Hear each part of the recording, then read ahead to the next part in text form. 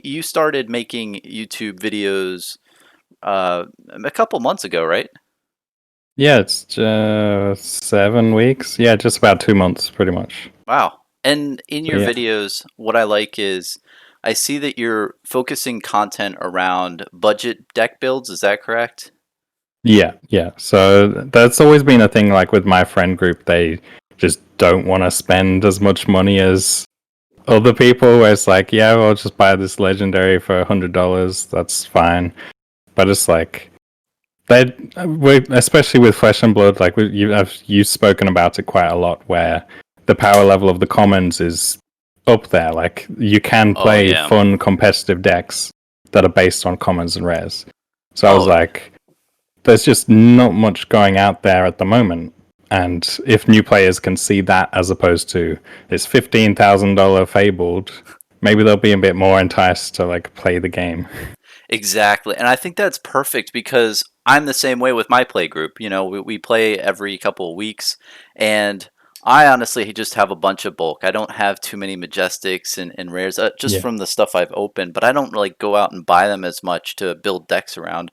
I like to just yeah, build decks around commons and rares, and I think that's what really drew me to Flesh and Blood with deck building because I don't really like to deck build too much, but what was nice to see is that Flesh and Blood doesn't really do that thing where you open a booster pack and all the commons are just garbage and they're yeah. easily replaceable by anything else in the other sets, and maybe that's going to change over time. I don't think so. I feel that they did it on purpose to where the commons always have some sort of purpose and they can be used in some sort of deck, which is really cool. And Yeah, definitely. yeah, and I actually just I competed in a tournament.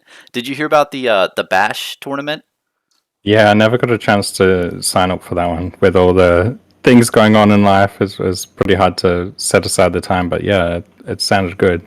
Yeah, it went really well, and it was funny as you'd have mad respect for me. I competed with a budget deck.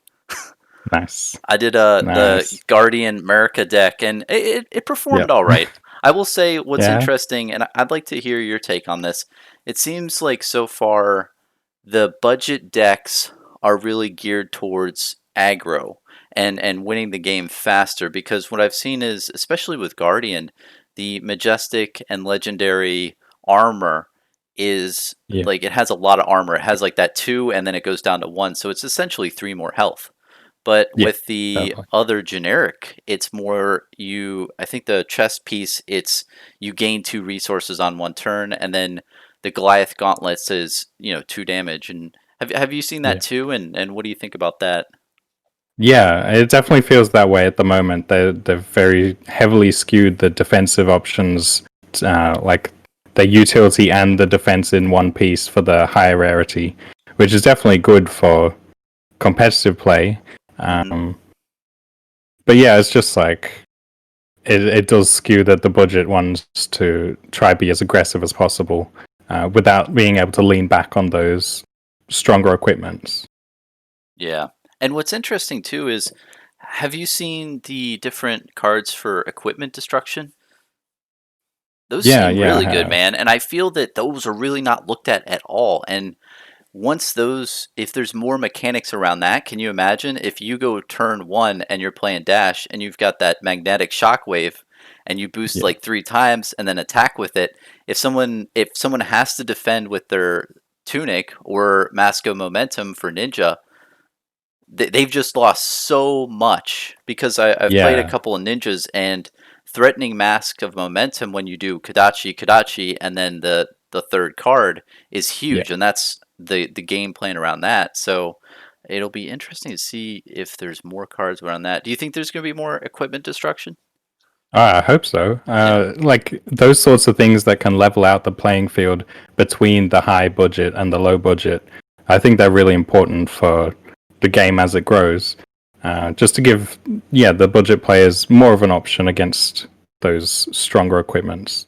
Like, yeah, you might not be able to play it, but you can play the thing that beats it, which Yeah. is, yeah, like that works just as well. You can play the $5 majestic that destroys the $1,200 legendary. Yeah, And that yeah, must that'd be be good. such a fun feeling to do. And yeah. when you attack with something and you instantly destroy something that is and that really does go to show that the game was developed for that purpose to where you can just build for a budget deck. And it's upsetting now, like from where you are, it seems that nobody really can get hold of the cards, and that's a big deal, and people are thinking it's more of this investment type deal. But in your area, have you been able to get cards?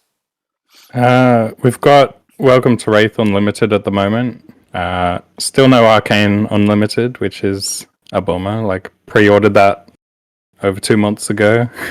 It was set for release in December and then delayed until Christmas, and now I think it might be coming mid-Feb, which is, yeah, it's a pain, but we've got Welcome to Wraith, so I'm in Australia, so it's like we've got COVID pretty much under control where I am. So we've got some drafts and seals and things that we've been running at the LGS I go to.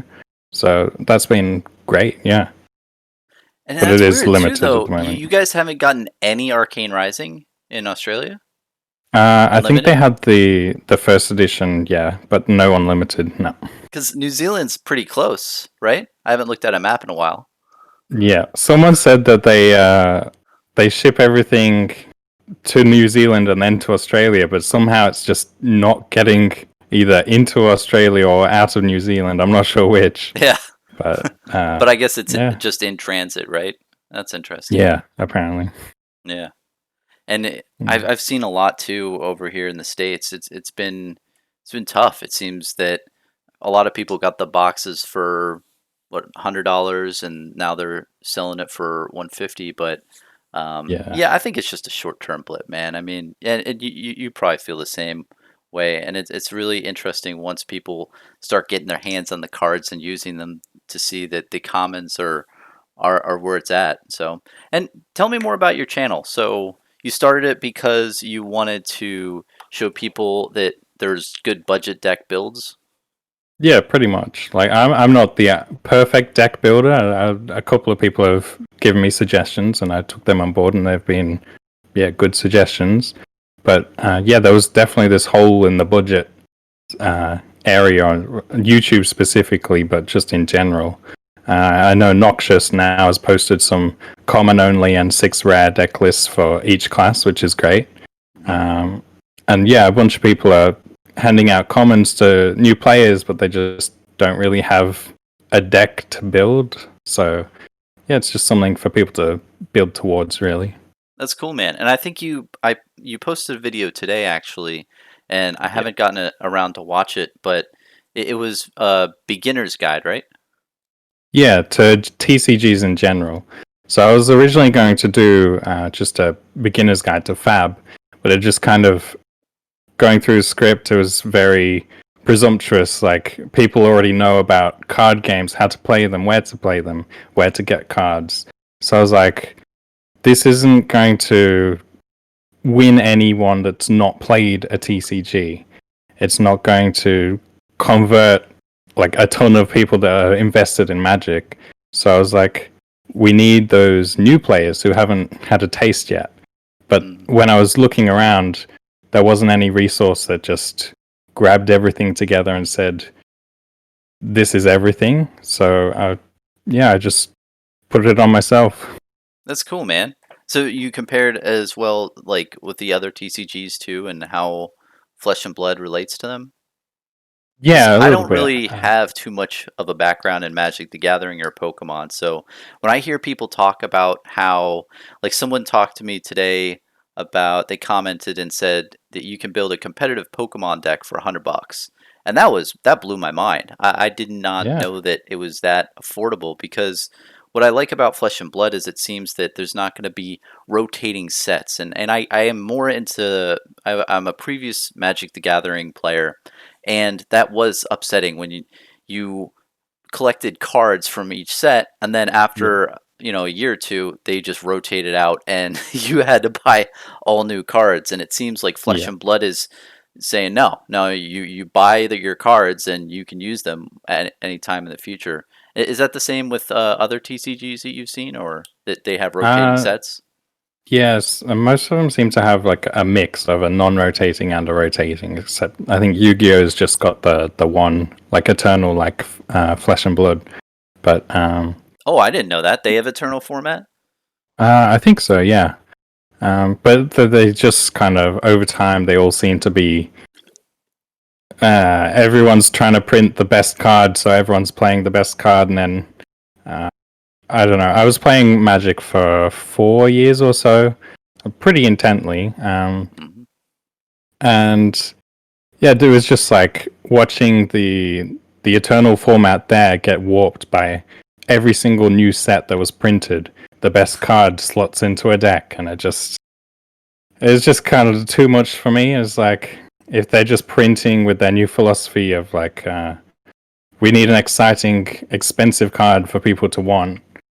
That doesn't suit my needs for the game anymore. Like I still enjoy the game, but um, yeah, more Oh yeah. casually with friends.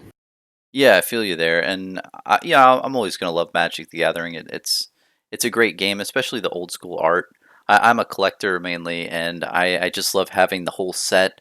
And just Yeah, after hard days of work, coming home and seeing my book and looking through the artwork, I like Fallen Empires, the set not many yeah, people like, but man, the artwork is awesome, and I love that concept of post-apocalyptic nature and that feel of things once used to be big and now that they're decrepit, that whole grungy feel. And Flesh and Blood, I want to kind of transition into that. I feel that early on in Magic the Gathering, they didn't mess around. They were not worried about going into more adult themes and yeah, themes that were not meant for kids. But then I feel over time they thought, well, there's this big market that we can grab that we should probably focus more onto instead of going to adult. And that makes sense. I mean, this is a trading card game. yeah. Kids definitely seem like the target, or the teens. So I could definitely see why they toned it down. But what what I still don't understand is the Flesh and Blood box has 16 plus, and over here in the Yeah, states, you to get your learner's permit to drive a car, you have to be like 15 or 16. So yeah, you can drive a car, have a learner's permit in the United States, and be 15 years old, but you were underage to play Flesh and Blood. Like, does yeah, that? yeah. And maybe Uh, maybe the warning thing is just a like, oh well, it's 16 plus, just as a liability thing. But I don't know. What do you think about that? Is that is that too much? Do you think it should be less? I mean, the artwork is a little uh, provocative sometimes. I'm a little torn. I've seen a lot of discussion on the Discord lately about people saying that the art is too much and it's too gory for no reason. I think it's got its place. Like seeing the art of like mangle, you really feel you're mangling something. Yeah, Um, you're so not like I've punching somebody. Your mangle is that, which is what is it, like a big scythe and it has somebody's skull on it? It's yeah, something it's like some crazy. big axe thing. Yeah, it's just huge. Yeah, it's brutal. I like that kind of stuff. I've always been into horror and gore and that kind of thing, and the more adult themes. So yeah, like when Magic kind of started going towards the more we're not gonna print anything kind of like that. I don't know if that's due to their age restrictions, like covering themselves for that, or what it is really. But I feel like on another level, it's kind of wrong to be marketing to children these gambling games because that's essentially what it is when you're opening packs. Hmm. So, like, I'm a casino dealer myself, so like I've seen the effects of gambling, and I'm very much about you need to be responsible with it, and kids just can't do that themselves. Yeah, some adults can't. I know I can't. Yeah, yeah. Like, I don't gamble too So often, but when I go out gambling, I'm like, okay, this is $200. This is all that I'm gonna spend. That's it, yeah, But yeah. you bring So up a as really long good as point, people, yeah, because Magic the Gathering does have a big gambling aspect as well. And when you're marketing to kids, there's kind of a dilemma there. But with Flesh and Blood, if you're marketing to more adults and you have 16 plus, that really does add more of a what more like a legit nature. It's like, okay, you're selling this to adults, so Yeah. they can be responsible. That's a good point. Yeah, yeah, I definitely feel that. Uh, there is it's probably more to do with the adult themes and not the gambling aspect that they've gone for the 16. But I respect that they've gone that way rather than yeah, like a Pokemon style. It's all made for children, and then just yeah, you might get this card that's worth $100 if you beg your mum to buy you a pack. Like Yeah, when you're in yeah, line at the grocery store and you've seen yeah, PewDiePie or some big YouTube star, not him, but some big yeah, YouTube Pokemon person who's opening packs, and then you're at yeah, the superstore and you see packs and you're like, "Oh, mom, I yeah, want these. I saw yeah. my That was favorite." me. Yeah. Well, I mean, that was me too, man. When I was growing up, I want packs at the store, and that kind of goes into another point too, is that it's really marketing to adults, and when you do that, adults have a lot more money than kids. So Yeah, I'm able to buy significantly more flesh and blood now than I was a kid. So when you see yeah, all this money being flowed into the game, I definitely think that's the nature of it. And I don't think that has been a really focused on thing. Would you? Because I haven't heard that, but I do think that the age thing that they put on it was 16 plus really does focus more on, okay, this is for adults and adults are attracted to it. That's interesting. yeah. Yeah, I mean that probably like the mentality of it. Like if some adult wants to go out and buy a game and they see age 10 plus, they might be like, "Well, that's probably not for me." Yeah. Whereas, yeah, if they see it's a card game but it's made for adults, like, "Oh, I might give that a try." So, yeah, I definitely feel like they've hit the nail with the marketing on this one. Like the sweet spot, like not going, hey, you need to be 18. Just you got to be mature enough to deal with what we're gonna make you deal with, and yeah, You got to be enjoy old it. enough to drive a car. Yeah, and and then you can play, and then you have your job to pay. And I really like that because I did see a lot of different trading card games, and it did seem cool to get into. But when you see those childlike figures on certain cards, it really detracted me as a grown man. I don't know about you. I mean, yeah, I want to buy grown man's cards, and I think have you seen that guy Saint? He's the yeah, yeah, yeah, he's the investor who purchased a lot of Welcome to Wrath Alpha. yep, I really like him. I'm a huge fan. But I yeah, me loved too. how yeah, I love how he was showing us his cards and his collection in his vault, and he showed the E strikes, right? And he said, "Look at this. This is grown man's playing cards." And that just made me feel so happy. And it was so true. It spoke to like, Yeah, hey, this is a grown ass man's trading card. And I don't know. It's just really they really hit the nail on the head with the artwork and the feel of it and all that. And it's going to be interesting too. So, what do you think about Monarch? So, we talked about how this is a grown person's game, right? yeah. It's interesting because it definitely does seem like we're going into a warring time. And they talk about the story, and I think that they're going to identify different key players in the story, and people are probably not going to live. You know, people things are going to happen to where there's a war, people are going to die. What do you think is going to happen in Monarch, personally, or what do you think about Uh, Monarch? I'm really excited to start with, but sure how they can do that with like uh if the characters, if you can still play them and they're not living legend status or anything, if they can actually kill them off.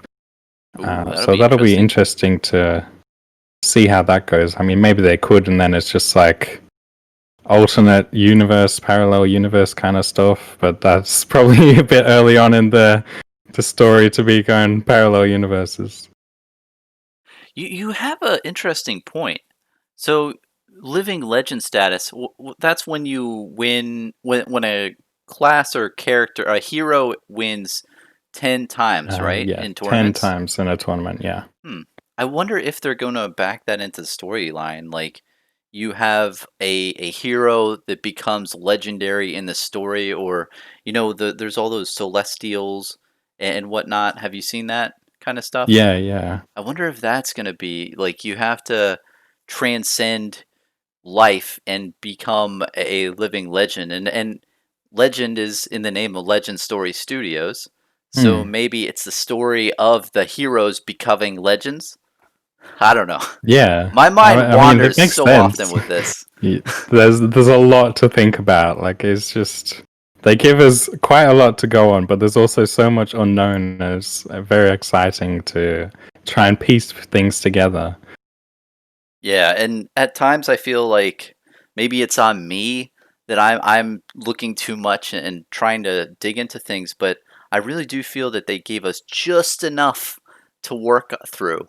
And then you really Yeah. have to put all these puzzle pieces together and try to fit it all in. And I've gone down really, really crazy rabbit holes. And sometimes I look back and I think, oh, geez, did I really think that? But you really have to jump to conclusions, and the leaps of jumping is insane, and that I feel is why I really got into it with the lore and artwork. Have you read the like PDF book at all? Have you? I've skimmed through it. I haven't had a good chance to just go all heavy into it. I would really love to get a physical one. I saw Oh, you were trying to same. get one. Yeah. Oh, you saw my post? Yeah. Yeah, I haven't Yeah. gotten one yet. I'm trying to trade one of my Crucible War boxes for it.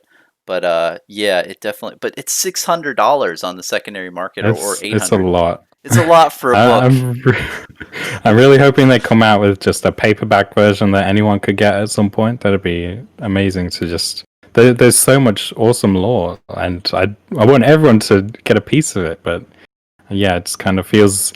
Yeah, I have to pirate something essentially, or spend $1,000 on a copy that a retailer's like they've been bought out or they've sold it themselves for a ton of money.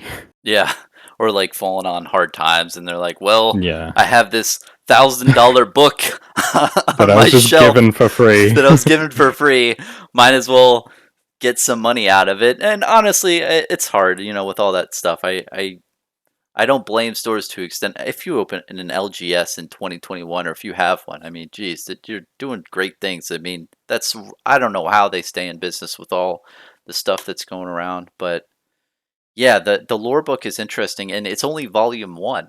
So I wonder how many Mm. volumes there are, you know? Yeah, you mentioned I think it was yesterday's video. Uh, like they've done 100 years in the past and 100 years in the future of story, and there's just how many books is that, and how many more years will it be by the time all the books for that are out? Yeah. Yeah, no, it's really weird. I wonder if they're going to publish a bunch of books and then finally sell them as a set, as like a second printing. I really hope they do that That'd be because to good. your point, it's really important, and the people who made the books, it's just excellent. And did you see too, if you look at the front of the book, there's only like 10 people who made the entire Yeah, lore and story and artwork. That fascinates me. Of course, there's a lot of contracted artists for Legend Story Studios, yeah. but just 10 people putting all this kind of stuff together. That's ridiculous to me. It's amazing. It reminds me of like in primary and high school when I was just uh, sitting around with some friends and just like make up a fantasy story and just like that, but adults all sticking their mind to it and getting this amazing story all collaboratively. Yeah, I love it. Yeah, 7 years in the making, and it's just crazy how they pulled it off, and now they're globally recognized. So, how long have you been in the Flesh and Blood community? I haven't been here too long. I've only been here since Monarch got released, and I noticed things were happening. And I thought, oh, huh, this is cool. Want to check this out. But when did you get Yeah. in? I first noticed around Crucible release, like what was it, August? Hmm. But I saw, well, we were still in lockdown and everything here, and I was just looked on the website for my LGS, and they didn't have Flesh and Blood, and I spoke to him, and he's just like, yeah, we're ordering some starter decks and things in. So Hmm. I was like, yeah, I'll just wait for that because I don't want to go like ordering multiple boxes to try build decks and things like ordering from overseas if I'm just not interested in the gameplay. So I just kind of put it out of my mind for a while. But I saw a couple of videos, and yeah, it brought me back. And I checked my LGS again. They had some hero decks, so I got one of everything except they didn't have Rhinar. Um, Sit down with my partner. Hey, we're gonna learn how to play this, and it's gonna be good. So yeah, she kicked my behind a couple of times, and it was great. Like Did she play even losing Dorinthia? feels so good. No, I played Dorinthia. She Oh, played Katsu. oh, Katsu's tough. Yep. It's But yeah, the that Kodachis, man. You just attack, attack. But ever since you played it, when you first played it with the starter decks, that's what got you yeah hooked after Crew got released. yeah because I was like, it's just these are starter decks. They're commons and rares. Like this was really thrilling gameplay. I want to do more. Yeah. And they're usually close games, right? Like all the games I've played, it's always you're within about 5 health at the end of the game, just trying to whittle the person down. Yeah. Yeah. So as long as people get the concept of block and attack, every game is pretty much very close. Yeah, I haven't played a game that's been a landslide except in my draft last week where I got an enlightened strike and I was just kind of destroying. Shout out to Dave, but yeah, that was the most landslide of a game, and it was just because I was constantly attacking and he couldn't keep up. But Oh, with like that was Enlightened draft. Strike 7. Yeah, with a +3 from Nimblism as well. Oh, that would do it. Oh, because Yeah, Enlightened Strike is one. It costs one. it costs 0. Oh, You have to get rid of a card, but yeah, it costs 0. that's insane. I didn't think about that. So could you raise the reflexes it? Yeah. Wow, that's really I cool. think I got that off at one point as well. Just it felt very nice for me, but I could just feel the opponent's defeat inside. So So is that a 10 with Go Again? I guess you'd need 3 cards, but it's still pretty good. mm, yeah, That's awesome. but yeah, And what do you think about those cards? So I've personally, I think Enlightened Strike is really good, and I've seen it used against me, and it sucks. Unless you have some really good unmovable, but I think Command and Conquer, man, that is a card. What do you think about that uh, one? Because the 3 yeah, block is what really gets me. It blocks for 3. You know, it not only prevents someone from playing a defense reaction, but you basically the only thing your opponent could have in their hand is 2 cards that had 3 block and defend with that. Other than that, yep, if they have a card in their arsenal, they're kind of not doing good in life. yeah. It's definitely. I would say it's the strongest out of Enlightened Strike, Art of War, Command and Conquer, all those strong generic majestics. Uh, yeah, I think Command and Conquer wins it. Yeah, I don't even know if it's particularly close, really. But yeah, it's very strong. And the good thing is it doesn't slot into every single deck. Like that's if you're true. playing a very low resource count deck, you might not want Command and Conquer because that could be your entire turn. Whereas you could do more potentially with other cards. Where I've seen it really used to a great potential is in Ira decks. They'll Kadachi and then Command and Yeah. Conquer, and it'll come in for 7. And just that extra 1 is so Yeah. hard to defend against. Yeah, Yeah. Those breakpoints are very crucial, like to understanding the game. Like when you get the 4 defense and the 4 attack and those points where it's just an extra card for your opponent to block with is that's very hard to get past. that's a good point you're making. It's those extra cards out of their hand turns that Mm. really shift the tempo in the game, it seems, where you do 1 more point of damage, or those off damage is like 4 or something, Yeah. or 7, which is really tough to get around. What kind of decks have you made that are, let's say different? I'm kind of curious. So recently I made a deck with Bravo, and I literally put every heal card in the game, or almost every heal. And I basically just the whole game I would just heal, heal, heal, block, block, heal, and it worked out all right. I felt a little bit like a punching bag at the end of the day, so the gameplay was not very riveting for a player. But Yeah. it performed all right, I'll have to say. I mean, healing does seem really good, especially like my Sigil of Solace. I mean, if you're in Blitz, that's 15% of your health, I think. Maybe I calculated that wrong, but you get 3 health and your total health Mm. pool is 20, so it's pretty high. Have you made any like Yeah. random decks that go to a specific strategy that is off meta, I'll Um, say? I don't know. I Or haven't really made any like that.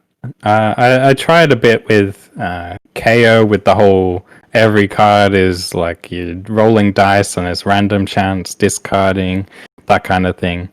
But I he wasn't the seems like a biggest lot of fan of fun. that. Yeah, I like the idea of him competitively more than just the meme deck, unfortunately.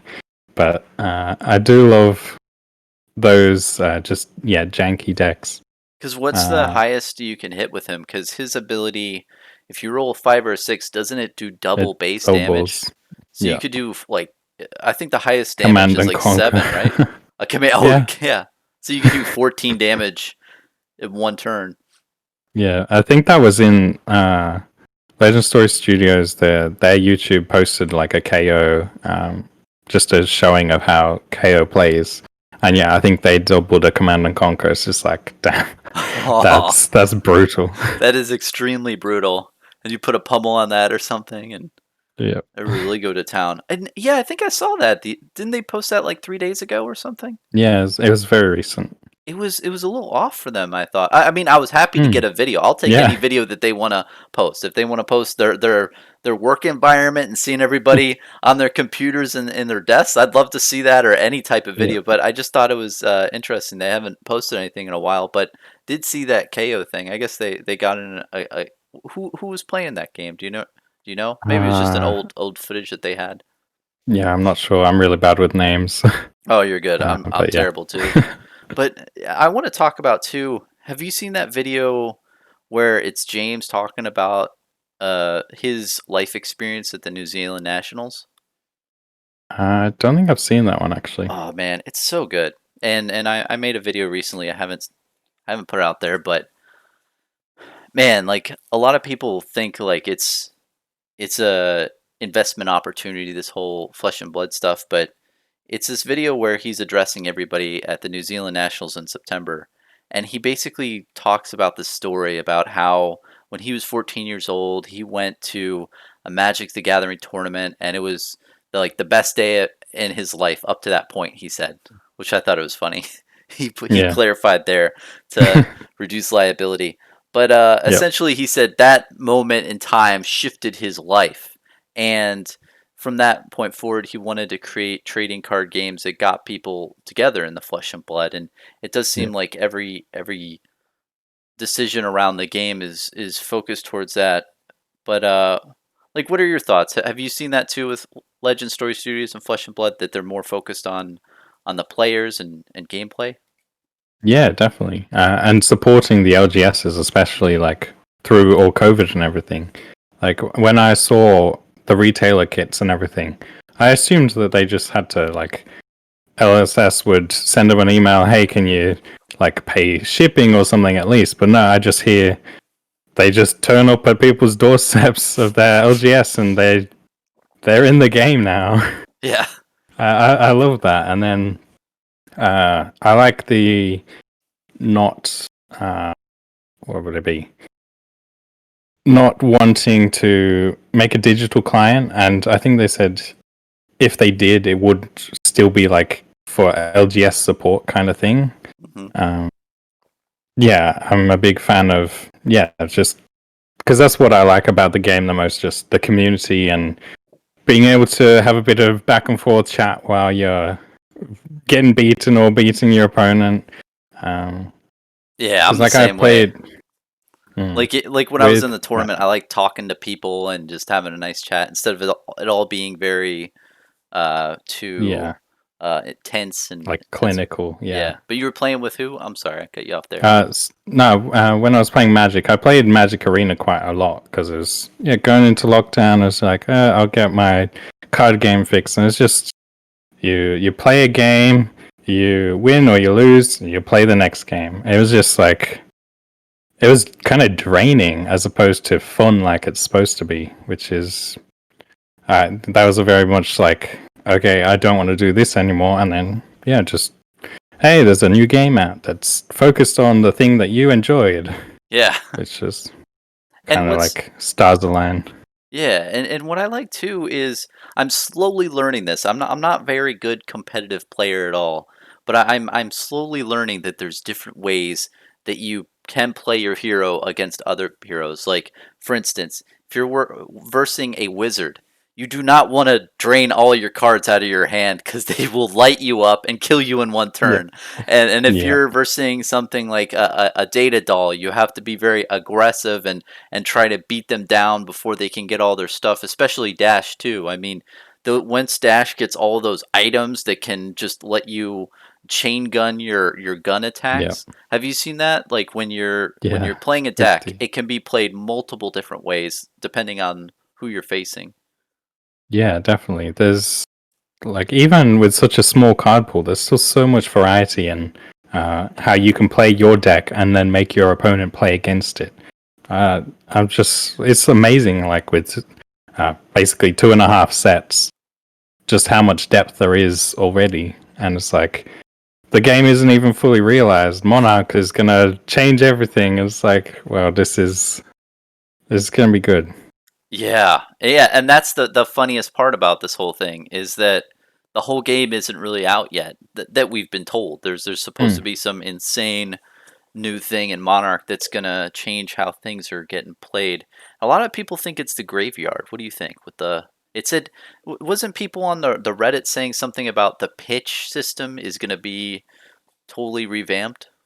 Saw the pitch thing. I don't know about like a revamp, seeing as it's a pretty core mechanic, but I think there was one of the retailers had put up like a little blurb about Monarch, and they was just saying a change to the pitch system basically, and it was like, yeah, that could be something graveyard related, and people are speculating on like a necromancer class, and that would fit, but then that's just one class. So unless they're gonna take those mechanics and spread them out between every class in some generics, yeah, I'm not sure. But it's definitely going to be good to see which direction they go with it.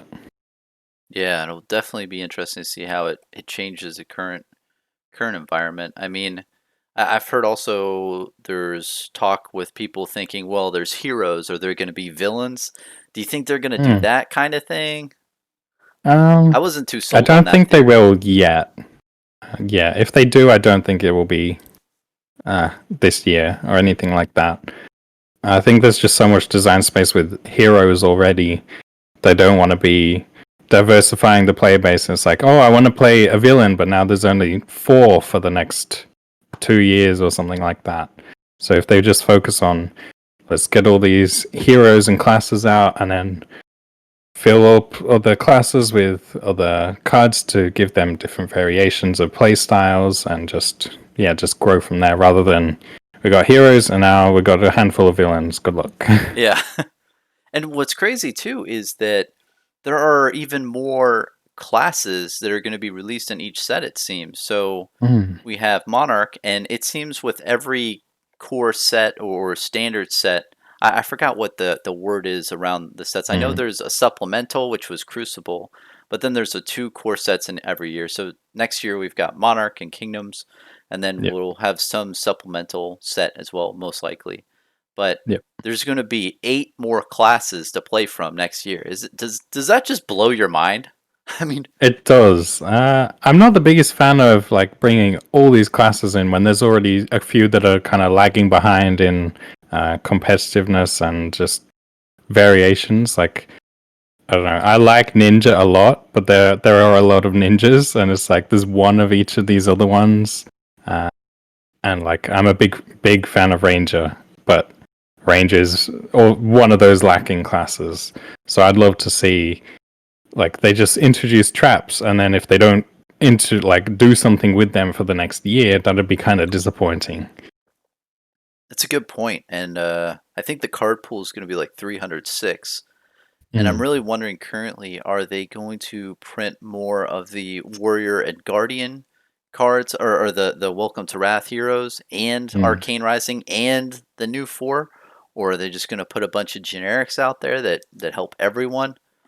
Do you think they're going to stop eventually printing the Welcome to Wrath and Arcane Rising heroes? Do you think they're gonna like, okay, this is a core set, and then we only print that heroes for like the next two core sets? What are your thoughts on that? Because at Mm, some point in time, when you have 16 heroes, when you make another set, it's going to be yeah, tough because it just multiplicatively adds up to where what are they going to have a new set that comes out with 1,000 different cards? That'd be crazy. yeah. And like that's the thing where they're limited on what they can put in a set. So if they bring out a load of classes, there was another card game that did something like it, where you can't mix them. Mm. So you've got to kind of wait a couple of years to get cards for the class you're playing.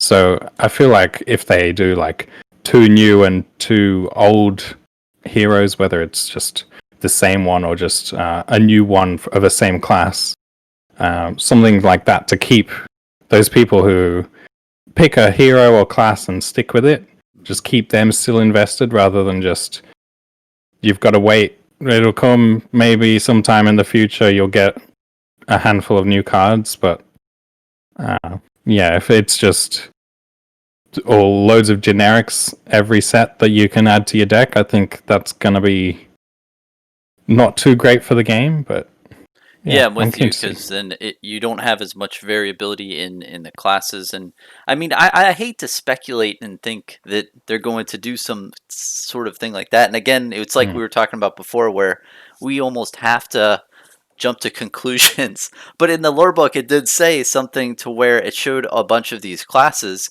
and I think it showed somewhere like 16 different classes there. But yeah, we there's a bunch of them we haven't seen, and then it said more to come. And then yeah, there are classes out now that weren't in that basic core thing. So it really makes you wonder, more to come. Are there going to be 8 new classes every year, which would just float it up to an insane level? mm, Maybe they print them out for what, 2 3 years, all the classes, and then after that point they just make new cards for the existing classes. It's I mm, don't know. I don't know how they're going to play that. What do you think about yeah. hybrid stuff though? That would be, I think that is definitely going to be implemented and would be so cool. I mean, can you imagine all the different things that you could combine? Yeah, there's a lot of really cool interactions and things that could come up in that kind of situation. I'm really curious how they would do that. Like if it would have to be certain new classes or new heroes that come out that can multi-class, or if just anyone would be able to. Because that Yeah. would kind of be disappointing if it's like, yeah, I love Bravo, and now there's this new Guardian that's kind of like Bravo, but he can do other stuff too. That's cool. Oh yeah. I think the hero would definitely have to change. So you'd have to have a hero with either maybe 3 intellect, and then they have this can multi-class into multiple different things. But Mm. just the amount of combinations that you could do. I mean, you could do a ranger rune blade, or or a guardian brute, something. Oh, they're just, the sky is the limit for the amount of variations you could do. Yeah. Oh god, if they came out with the like a magical archer, that'd be pretty sweet. I know, right? Or an archer assassin, or man, there's just so much that they could do with that. And I definitely Yeah. think it is a thing that they will definitely explore. But if you have that on top of 20 classes that you can multi-class, what is that? 1,000 different combinations? I'm not the math guy. Yeah, that's a lot. It definitely feels like they might want to give it some time for that as well, because it's like with playtesting, if there are 1,000 combinations that you've got to test and make things, make sure nothing's gonna break your whole game. There's it's a lot more work to do that. And yeah, while they're still a tiny company, it's probably best to stay on the safe side and just not just yep. Let's try this. Yeah, because when you do that, then you have to start banning things, right? Because then when you have Yeah, certain combinations that everyone's going to use, then I feel that the biggest thing that happens is, oh, well, this card's banned, it's no longer used. But that can yeah, be really tough. And then once you ban that, maybe another combo is the best combo ever. yeah. It's like with Magic this year, there was a card that was came out with the pre-release, and then by the time it was released, it was banned. It's like people are gonna open that in your set, and it's just nothing. Like they would rather open just another common than this mythic that yeah, it's just banned. They can't even play it if they wanted to. That's So tough. I think yeah, just staying on the safe side at least to start with. Like it's working. They don't really need to go. All right, let's just hammer everything out. See what people like to start with, because it will push away players. I feel. Yeah. Yeah, ban. And I don't think they've banned too many cards currently, if at all. I don't I know. don't think they have no. Yeah. Oh, aside from the Go Bananas promo, Oh, yeah. I don't think that's legal. I would love to use it. And have you seen in Yeah. a tabletop simulator? I saw that Tower Number Nine, Davis. He made Mm, this video recently about how you use tabletop simulator, mm, and there's a thing where you can interact with FabDB, and the FabDB website has the pack generator. So you can do a pack generator in Tabletop Simulator. So you could yeah, play that. That would be so that'd be so much fun to that'd be actually fun. play with that card, and then you could. Well, I mean, I guess you'd find the card no matter what. You could say Heart of Faendale, and then you just Yeah. generate a ton of packs, and then pull it. Have you used TTS at all? I have. I haven't used it a ton for Flesh and Blood, but like I've used it for D&D during lockdown, and there's a whole bunch of other board games and things. So like I know how it works, and then I was jumped into it with Flesh and Blood. But again, it's like I really just want to sit down and play with someone, person to person, or I like physical cards. I work in a casino, go figure. Yeah. No, But you go to work, you're playing with cards. You come home, you're playing with cards. yeah, but And oh, yeah, how I long have you do think played D and it's. D? Oh, sorry. Oh no, that's fine. Yeah, D&D. A few years. I kind of played with a group, friends from high school, and then everyone was getting jobs, and that fell apart. But then I'm just like, I want to run a game. All right, everyone, you're going to come play this game. So we started again, like started this year, and yeah, we've been running the whole time. Started last year now. Yeah, been running since then. Oh, nice. And what do you think about Flesh and Blood going into an RP like role play game world? Do you think it's possible? Uh, And I how would much would love you that. be excited? uh, well, I was thinking like because all D&D is Wizards of the Coast, same as Magic and everything, they probably wouldn't do like a D&D set or anything like that. So LSS would have to make their own RPG. I don't know if they've thought about doing that or started working on anything like that, but I would. It's just another way to access the lore, and yeah, I think that'd be awesome. Yeah, for sure. I mean, you've played D&D and you've probably heard of the deck of many things. Does that ring a bell? Yeah, Yeah, it's probably one of the most used items in the game, but I feel the reason why it's the most talked about is because it's a thing. You have this deck of many things that you can yeah, interact with physically. And there's another card with that whole set. I don't know what the expansion was for D&D, but it there's also some like sword, and it was a card where it was a card and it had a sword and you gave it to a player. And I feel that that is perfect for Flesh and Blood. I mean, can you imagine you start the game and you have all iron rot, and then that'd be cool. yeah, right? And then you have the basic weapons, and you attack things for loot, and then you get loot, and then you can spend it at the store. Yeah. I like that. I mean, how much more do you think they'd have to implement? You played D&D for a bit. I had a play group for a while, and it was just tough when yeah everyone gets jobs and doing a Yeah. session. Because how long do your sessions last? Like 5 hours, right? Or maybe four? Not really that long. Now that they're back in person, because it's like everyone's got to drive here and then back, so it kind of cuts out a lot of time. And like, I've got a kid, and another person's got a kid, so they get kind of antsy after a bit of time. So yeah, the sessions cut down a lot. But Yeah, and I don't know how much more they'd have to add. Like, I think they could go for yeah, just a very basic thing to start. But I think if they would do it, they would go kind of balls to the wall. Everything's out, kind of a fully fleshed out system. Which yeah, I'm keen for that. well, and there's little things, man. I mean, if you think about it, there's the copper, silver, and gold thing that Yeah, we have copper now, but there's going to be silver and gold. I mean, that yeah, is literally when you're playing the ARP or role play games, you get currency and you trade it in for equipment and items. yeah, It's going to yeah. be That'd be really really interesting. interesting to see how that goes. And like, you slay a monster and you roll a dice, and how many copper or silver or whatever do you get? Yeah, that'd be yeah. I want to see it. Yeah, because when I'm thinking about it, I think to start off, you'd probably need a character sheet, right? Hmm. So you'd need a character sheet, and then you'd probably have to pick your abilities. Do you play 5e or 4e or Yeah, 5e. yeah? And in 5e, do you pick abilities? Would you have to just pick like so like let's say you pick your Katsu, right?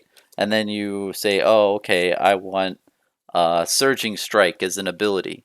And that's going to be Hmm. put in your deck. What do you like do you pick abilities in 5e to You kind of just pick a class, and then that gives you options to choose from. So, like with monk, which would be kind of the ninja equivalent, you Mhm. can choose different types of monks. Whether you just want to be like a super weapon specialist, or go on more like a magical fist kind of route, and then yeah, you get different abilities based on that. Hmm. So yeah, I mean, if we're thinking about this sheet, right? I want to flesh it out a little bit. So we got the sheet. You'd probably start out with a certain amount of health, and then I wonder if you'd spec into like skill points. I mean, the health Hmm. is on the card, so everyone probably has the same amount of health, but the amount of defense, I guess, would change per. So you'd say, hey, you're starting at level one. Maybe you get 6 cards that you can pick from, and these are your Hmm. abilities. And then you go through, and then when you level up from, level one to level two, then you get one more card in your deck. Hmm. And it really wouldn't Yeah. be too bad. I'm gonna have to sit down and have a good go at this. Not that my time's not already as taken up as it is, but yeah, now I've got to kind of figure this out. Yeah, and I'll say it straight up to you, man. I mean, if they don't do it, I will. I mean, Yep. honestly, when you think about how little that they'd have to implement, and then they've already hinted at the PvE content. What do you think about that? I'm a big fan. Pretty much everything that they're suggesting is like, I love the idea because not everyone wants to beat their friend up. They want to join together and beat whatever it is, a car in the case of the calling or whatever Yeah, it was. Uh, yeah, I like that idea. And I think if there was a like an arch enemy from Magic, where it's like one person's got like extra bonuses and things, and everyone else is trying to gang up against them. That'd be cool too. There's just so many cool options. oh, I didn't think about that. Like one player, it's basically one player has a souped up character, and then Hmm. they're playing against the others. That would be interesting. In arch enemy, it's like they've got an additional deck where it's like they get different benefits, and they draw from that, and they get a couple more cards from their deck, that kind of thing. Hmm. So it's yeah. When you brought up a good point, it really brings the people who don't want to kill each other and they want to just be on the same team killing something else and just Yeah. hanging back and it's going to be interesting if that does happen too because then you're going to have a trading card game that's not only insanely competitive and strategic, where it's a game of chess, and it's really great in that aspect. But then you're going to have a game that also goes into the role play realm where people can Yeah. just sit back and chill with friends and have a good role play session. And when you think about that, it's essentially something like Magic the Gathering and D&D made a hybrid.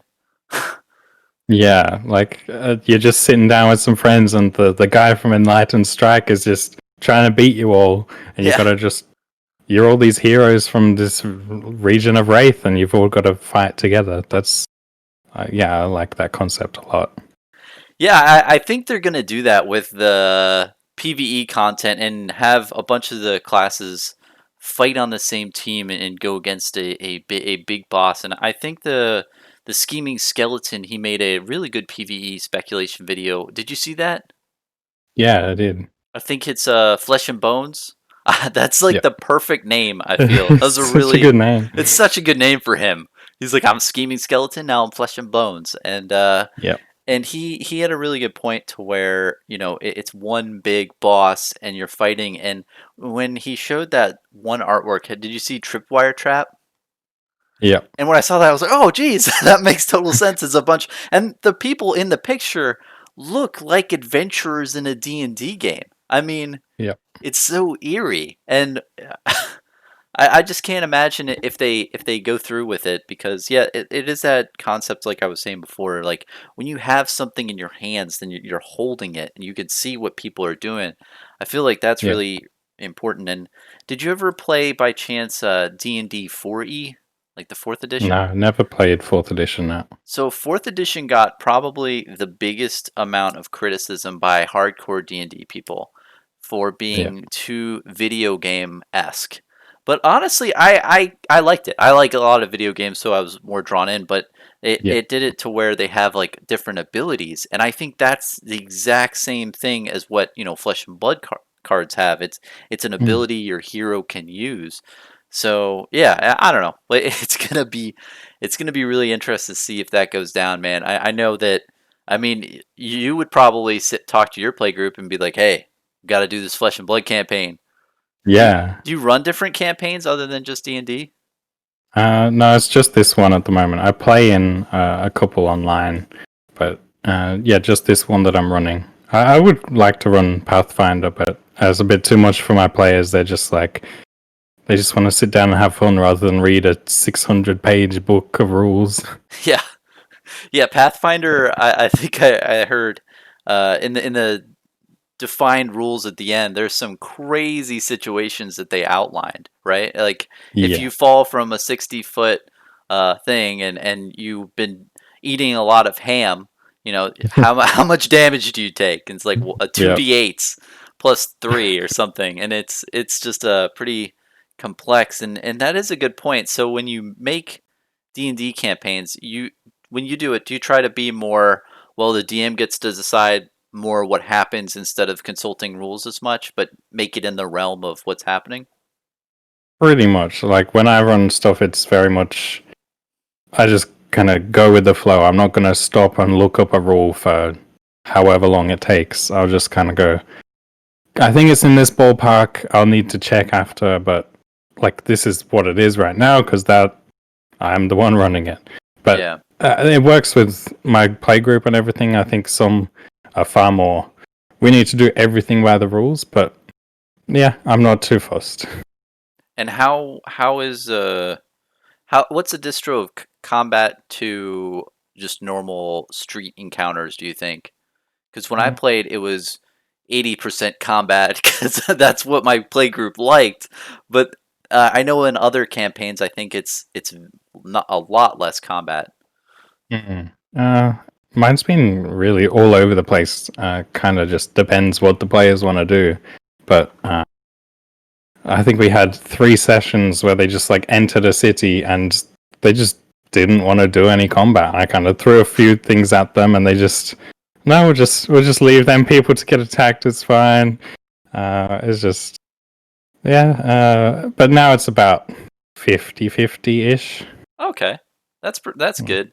And and I remember when I was playing with my DM, he would like he was always saying it in the great way, but you go into a village and you'd say, "Well, I want to go that way. I don't want to be in this village." And he's like, "Just spent 2 hours making this village and naming everyone, and you don't want to go in my village." Just Yeah.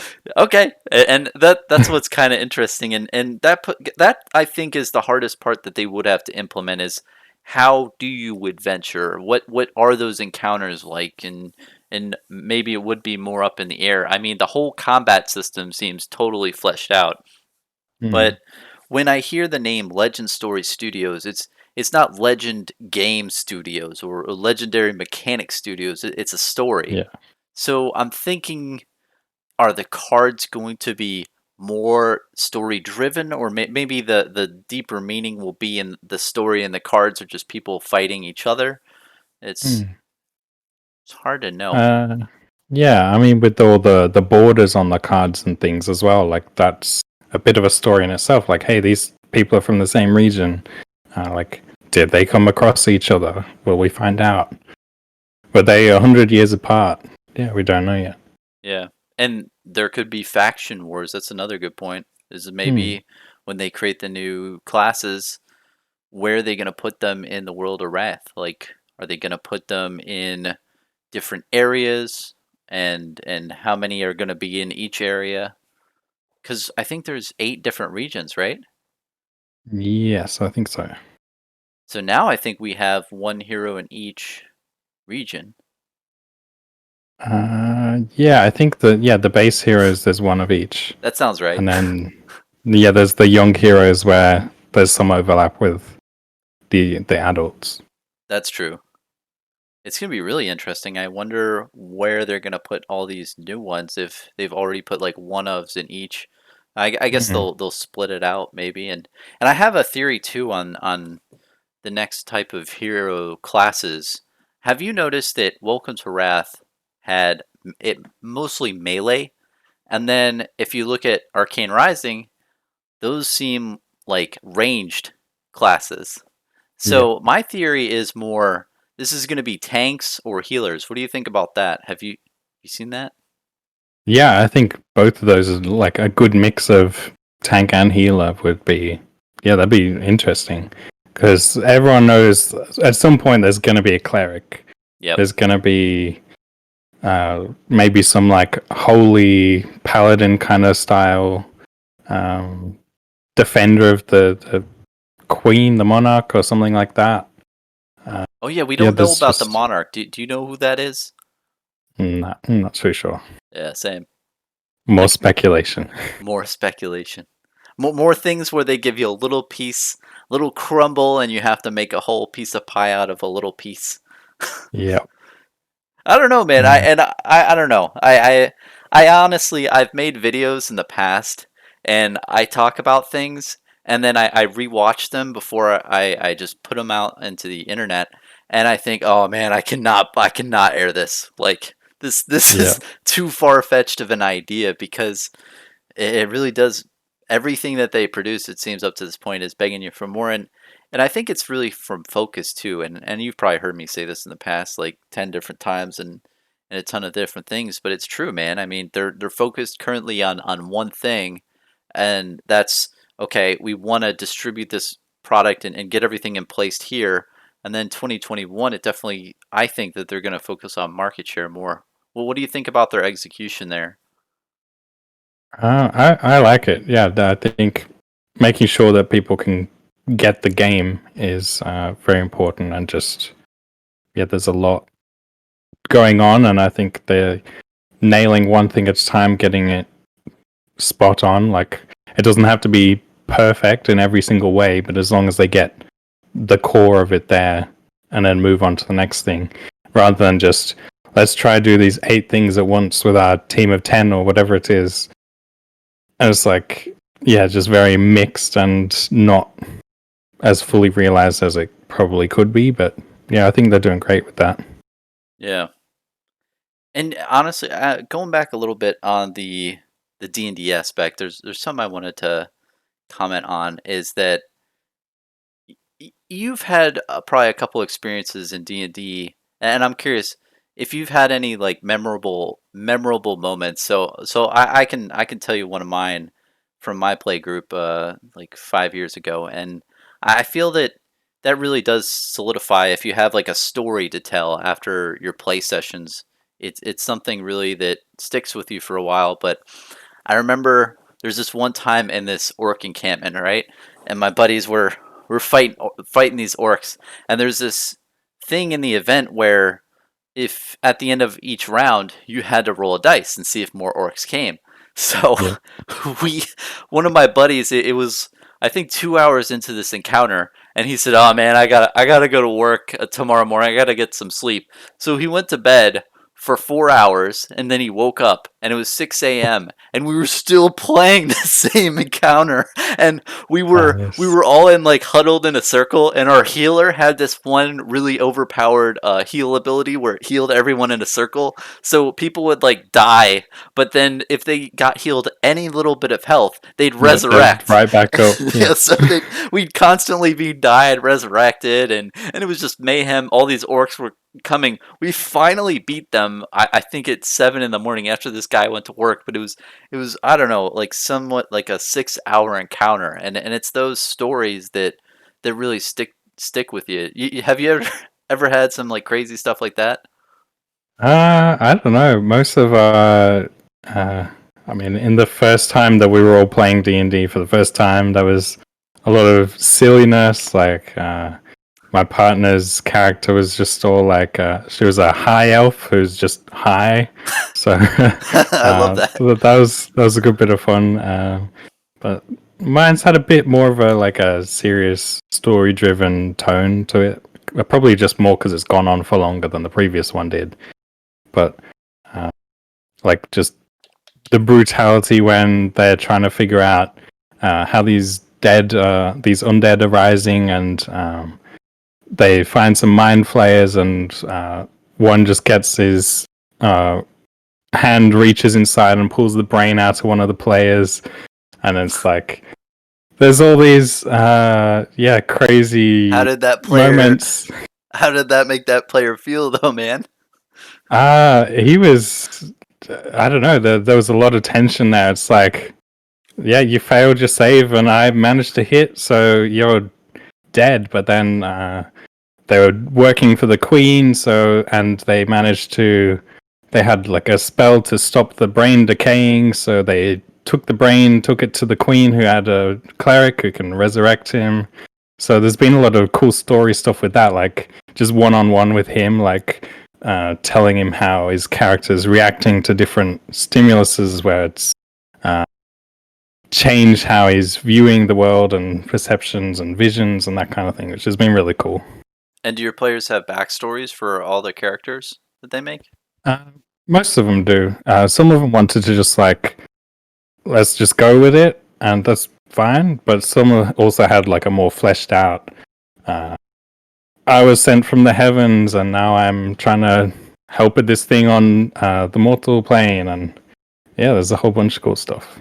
That's cool, man. And I think that there's really an opportunity too with Flesh and Blood for that. And I made a video about it where you could have some blank hero cards and you could put your own hero and have put your own artwork on it to where you name your hero and you have a card based on that. And I know when I first got into D&D, my friends got me into it, and I thought it was a good game, but it wasn't really anything special at first. Mhm. And they made me play the ranger with it, which at first I didn't really like, but I found out later it does pretty much the most damage in 4E.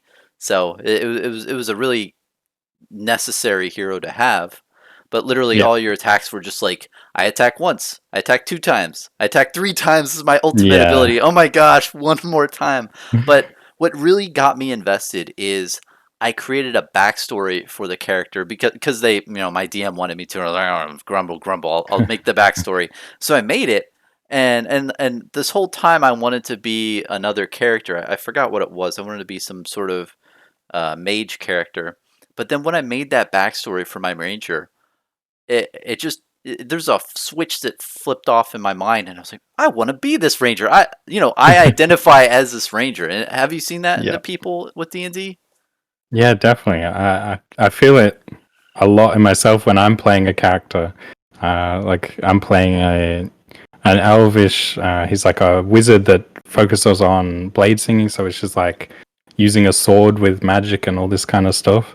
Um, it's just like in my backstory, I lost my eye trying to help some people, and when it comes up in roleplay, everyone's just like, "Oh yeah, I forgot you only had one eye." And it's like, "Yep, that's me." Yeah. There's just a lot of cool things like that, and I think with a role playing Flesh and Blood, that'd be a really interesting thing to incorporate. Like if uh, if they go this route and get like a rule set kind of thing for it, and just how detailed they're going to go with if this happens, then you're this kind of person. Because I think leaving it open to players is great, but like and some people want to play a blind character who's a good fighter because it's like Daredevil kind of thing from Marvel. If you've seen that, uh, No, no. it's like he's Was that a blind, character? but he's Oh, blind, Daredevil. but I'm sorry. Yeah, I've seen Daredevil. yeah, yeah, yeah. So he can still see, but then in like 5e rules, there's not really anything for that until the most recent book that came out. So it's like, Mm. yeah, so you're blind, so you actually get disadvantage on everything. You know, -4 to attack rolls. Yeah. Yeah. So I think that'd be good to get some of those kind of things fleshed out. Yeah, because then you become invested in the character and the hero that you're playing. And out of all the content creators out there, I think the one that really does that the best is, have you seen Yazi's videos? He hasn't made videos in a little bit, but he was around I in think I Flesh. saw some of the early ones, but nothing too recently. Yeah. Yeah, but it seems like he's been around since the beginning of Flesh and Blood, and there's a couple videos I love. He dresses up in like a Reinar outfit, and he's out in the woods, and he's going through the card list in the woods, and he's like, "Oh, we've spotted this," and he really gets into the Reinar, and that's his class, and it's cool to see that in somebody who really identifies with a class and it says, "Okay, this is who I am. That this is what I want to be," and not only say, okay, I want to stick to this class, this is what I want to learn because I think it's good, but I want to dress up as this person. I want to encompass this class and make it my own and get emotionally invested in the game. It's going to be really cool Yeah. to see if they do that in the That's future. really cool. I like that idea of like the cosplaying of flesh and blood heroes already. Like that's really cool. I Yeah. could my friends who like crazy martial artists, so I could just see him like putting him in a long black haired wig for Katsu and just like a dressing gown robe Yeah. and just making him do all the moves from the cards. That'd be fun. That'd be cool. Who would you go as if you had to cosplay as someone? I have no idea. I'd I probably be don't really. Bravo. Yeah, yeah, I can see that actually. You got like the American flag, Yeah, go right. with the red and blue. Uh, I don't know who I would be because I'm a lanky red-haired guy. Well, There's there's this not too guy many lanky Ricky in the red-haired storyline. characters. Have you seen Snatch? Oh yeah, yeah. Yeah, maybe you'd be Ricky. You'd be a good Ricky, I Oh, think. I got to snatch right here. Huh. Yeah, they Yeah. still haven't. Okay, so this goes now that it's a little bit into the video and not only the core people are listening. Uh, there's actually this really cool video. I can send you a link later on, but it's this news channel program, and they're in the Legend Story Studios. I don't know if you've seen it or not. Oh, yeah, I've seen this one. Yeah, it Yeah, like teaches her how to play, and then they're just talking about the game. yeah, but that's not like the whole thing that's hilarious with that is it's like, okay, it's this, but there are like 5-second clips where literally the cameraman is just going Yeah, on the wall, right? And there's these with all post-it this. notes Yeah. with the story of what's happening, and I'm like, oh my gosh! And they posted it on the Discord too, but it says Ricky Dash goes try to save Ricky, and then Data Doll goes to the underground to try to help. What is it? I think Data Doll hires Azalea to kill the Harvester, or Mm. I'm looking at Who's this the and harvester? yeah, who's the Harvester? And That's cool. isn't that crazy? And they're definitely gonna do. Did you have you seen that whole thing? Yeah, I'd seen that. I was kind of like, they're showing us this. I wonder how much of it's actually like real, or they're just throwing some things in there to just like tease us and like make us question who the harvester is, and there's no harvester. Although there definitely should be, because that's a cool name. Oh, for sure. I mean, maybe it could Hmm, be who's the merchant? Maybe the merchant's real name is the Harvester. I don't know. that's cool. Or like a Runeblade esque character who's like harvesting souls, something like that. That would be really cool. I mean, Hmm. when I saw that, that looked something more of a television show diagram where it's showing this is the whole story of what happened. I mean, Hmm. do you think they're just going to take that whole thing and just slap it into a book, like volume two? Um, Probably not. Yeah, I'm not sure whether they'll go like through the story of the sets and then release a book, or if they'll do the book as like a teaser for what's to come in the sets. Mm. Uh, it'd be good to know which one's gonna come first, but um, feels like they've still got a lot to explore from the first book, so it could be some time before they get to the next step. Oh, for sure, because Viserai's story was all on the website, and Hmm. that's probably just direct pages from the next lore book that they're going to release. Yeah. Hmm. And they really, man, they really give you crumbles. Have you seen those posts online? And there's ones about Kano as well. Yeah, yeah. There's so much stuff. I know, and it's just little bits and pieces to Yep. figure it all Just out. Man, what's your favorite class when you're playing? it has to be Ranger. I just love archery and that whole style of everything. Um, but yeah, the gameplay wise, I enjoy it, but it's not as strong. But I don't really mind because it's still fun, and I can still get wins and that kind of thing. But mm, I think she's strong. What bow do you use? Do you go like a super aggressive build or more of like a mid range type? I've been going experimenting a bunch. There's a deck list I found on the Discord for like going really wide with poison the tips to make them discard if they don't block. So it's like getting lots of cards out of the hand regardless, which it's been working really well. And it kind of gives us some insurance against Guardian, which is probably the worst matchup for Azalea. Oh, really? Why's that? Yeah. Because if you go for like a single dominate arrow and they just go play unmovable staunch response, one of those block for 1,000,000 damages, and that's your whole turn gone. It's like that's kind of That's true. now they just pitch one card to swing back for like 6 damage. And when you play against people with Azalea, you're trying to just beef up one big arrow and shoot at them for a big dominate attack. Yeah, I've been experimenting with both the going really tall and then going wide. I think I prefer a mix, but it doesn't work too well as a mix, really. Yeah, still figuring it out. I've still not got most of the cards in paper, so it's just been playing with people online on TTS at the moment. Yeah, same. And when you say go wide is used so much. That's basically you just attack multiple different times, right? Yeah, so it's like there's loads of ways to give your arrows go again. So then you just like every card in your hand is an attack or something to get another attack. So yeah, you just force as much damage through as you can separately. Hmm. I think she's really powerful just because of the base bow. I mean, it's one Hmm. resource, and essentially you get to draw a card.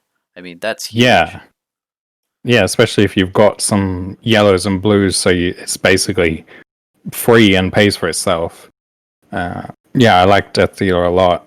Um, I do feel like Rangers got that disadvantage of not having a weapon that deals damage, unfortunately. Hmm. So like even if it was just you can draw the card and do the whole arsenal thing, or pay 1 and deal like 2 damage or something. I don't know. I think giving it more options to deal damage would help with the whole running out of cards thing that they tend to have. Yeah, you have a really good point. It seems like Ranger is inhibited that way, where when you are playing, you really have to win earlier game. Like you have to push out good amount of damage Mm. early, because if you try to get into the long game, it's just not there because you just don't have a weapon where you get to attack for free essentially and just put Yeah. cards in the bottom of your deck. It seems Wizard is the same way. When you're going against Wizard, they have like big attacks, but if you can just block those attacks, then you're good. Yeah. It feels like if you're going tall with Ranger, then they can kind of predict more. Hey, I just need to have a defense reaction and then I'm fine. That kind of thing, as opposed to being more unpredictable. Like, how many attacks are they going to have? How many do I have to block? What's coming after this? So, as opposed to just, there's my attack, that's my turn, gonna draw, now it's your turn. Yeah, and maybe that's why Command and Conquer is out there. So if you're a Ranger, then you can at least get rid of that unmovable. Yeah. Because if I'm playing Guardian, yeah, that makes sense. If I'm matching up against you and I have a red unmovable and you're attacking me with 4, I might save that. Just arsenal it, save it for a rainy day, and then when you're attacking me with Yeah. that 10 dominate, boom. And that only Yeah. costs me like 2 cards to block like that. Hmm. And how do you play against different classes? That's the really cool thing too. Is I'm learning more is when I'm playing against different classes, I have to do different things. And Ranger honestly is really tough. I've played against this one guy Blake from Outcast Haven, and he puts out some really high damage. I mean, when I played against him, he was just doing 9 attacks, 9 with dominate, 9 with dominate. And when you have Yeah. that, if you don't have that unblockable in your hand, you're taking 7 damage. You're taking a high amount of damage. I mean, have you noticed at different points you have to like play different ways against people? Yeah, it's really interesting the different ways that, not just how you have to play just in general, but against different opponents, there's a massive change in how you might want to play. In other TCGs, is very much there are decks where every single game you're trying to do the same thing. You're trying to get as much mana as possible and then do one big card and that wins you the game, as opposed to every single turn you've got 100 micro decisions to make. Do I pitch this card or this card? And especially with Brute, I found Brute really challenging to play, because it just, not only do you have to figure out which card you're going to pitch, but then how does that affect the rest of your hand, where you might have to discard the card you want to use. And it's like, I played Brute in Sealed a couple of weeks ago, and it was like, there was a lot of decision making, and I ran out of cards a lot of games because I was discarding too much, and it's like, okay, that's good to know. Yeah, there's a lot of decisions based on the matchups, which is, I like that. Yeah, and yeah, that class definitely seems like you have to have a good amount of knowledge of what you're doing as you're playing those cards, because yeah, you can't decide when you're Brute what you discard, right? Yeah, You have to discard something in your hand, and I guess you maybe have to work with what's in your arsenal, or maybe pitch with cards, so the only card that you have left is that 6 attack, because they're yeah, all about discarding 6 attack cards, right?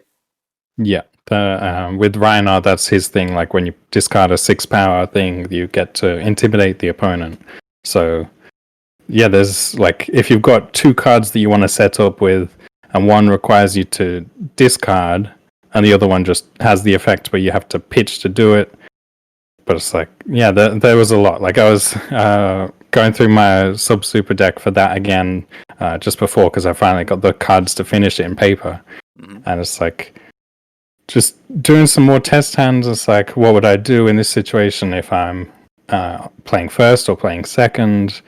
And yeah, there was just so many decisions. Yeah, and That really isn't talked about too. Definitely think that there's certain classes that have different skill levels, and of course, Mm. the game's very skillful. If you're playing any class, there's a lot of skill regardless.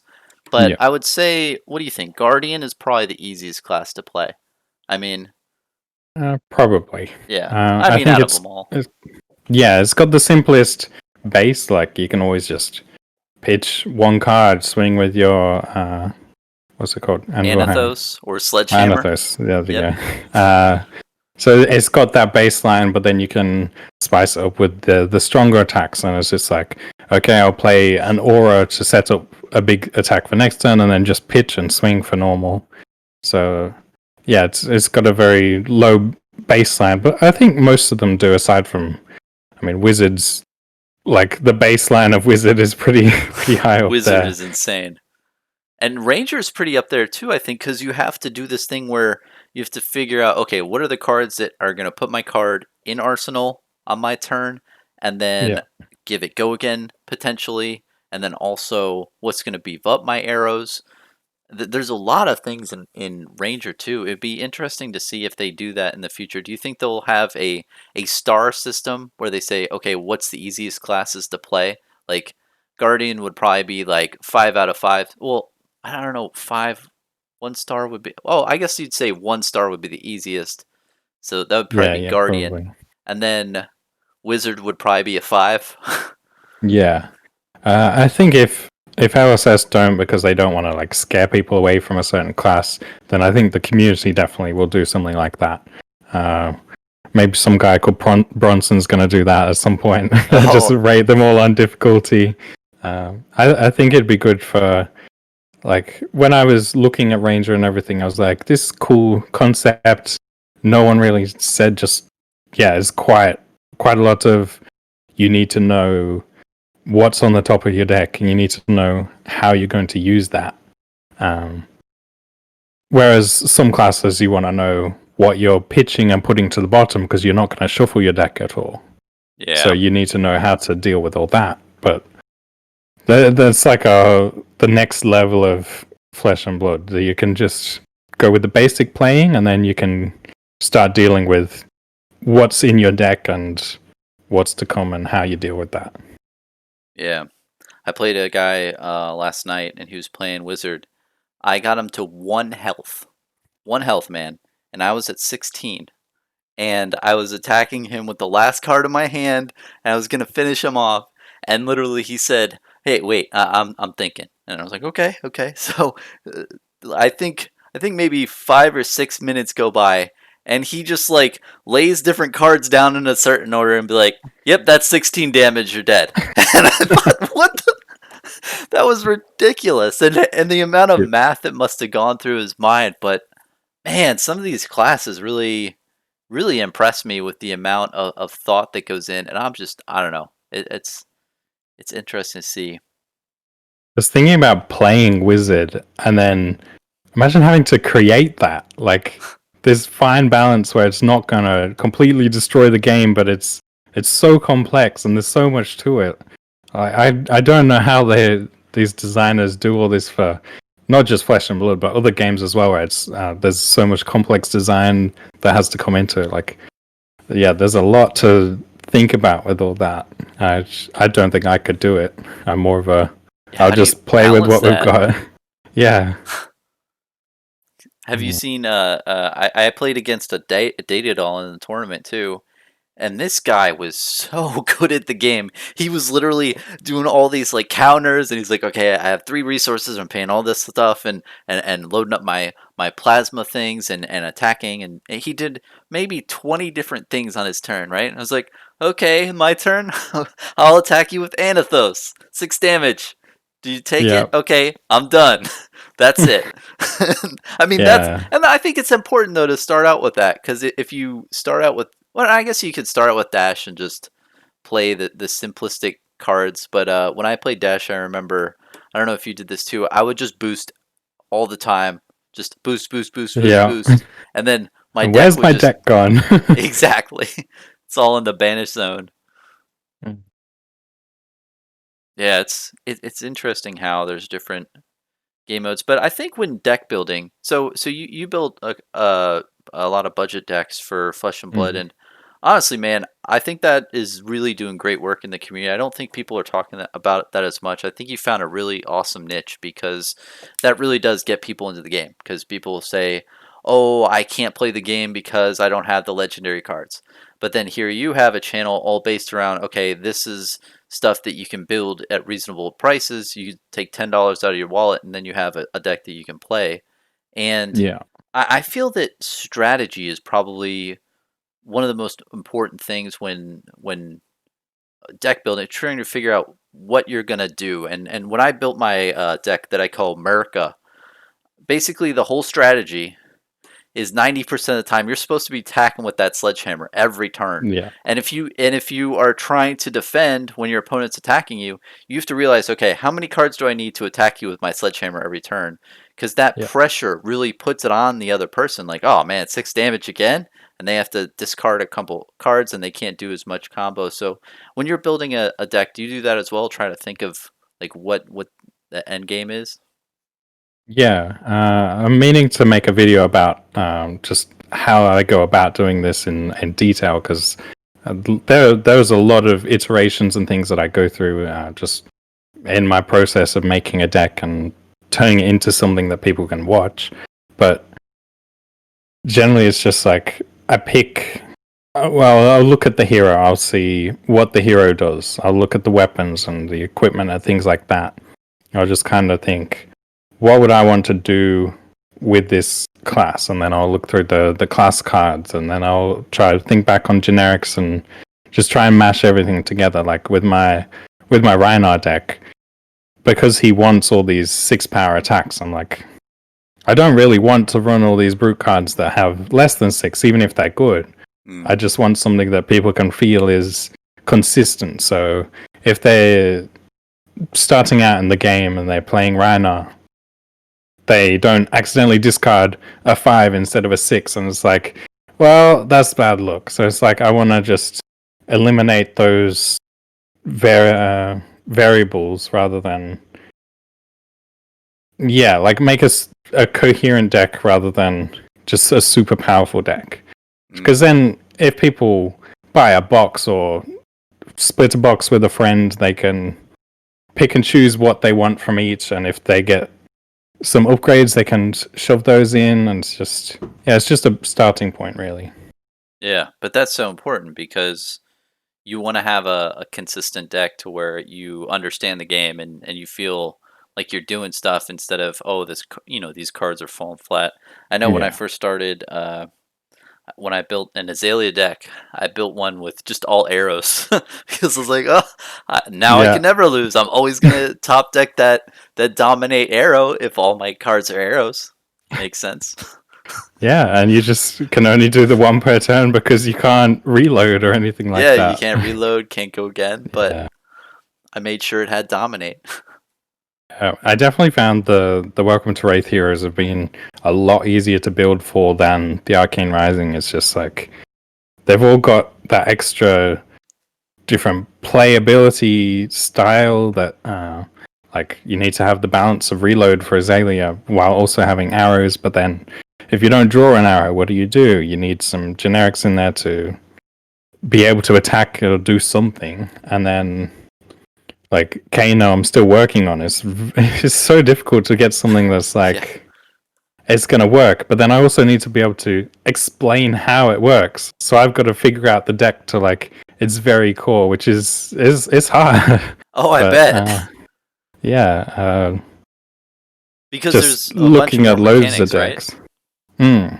Yeah, there's so many more mechanics with Arcane, and then with Monarch, if it's changing everything, it's going to be like another level of difficulty on top. But I love the challenge. It's been great. Like commented on one of your videos about just jumping into it because it's like I got this nice camera and all this kind of a nice computer and that kind of thing, but that doesn't make a video.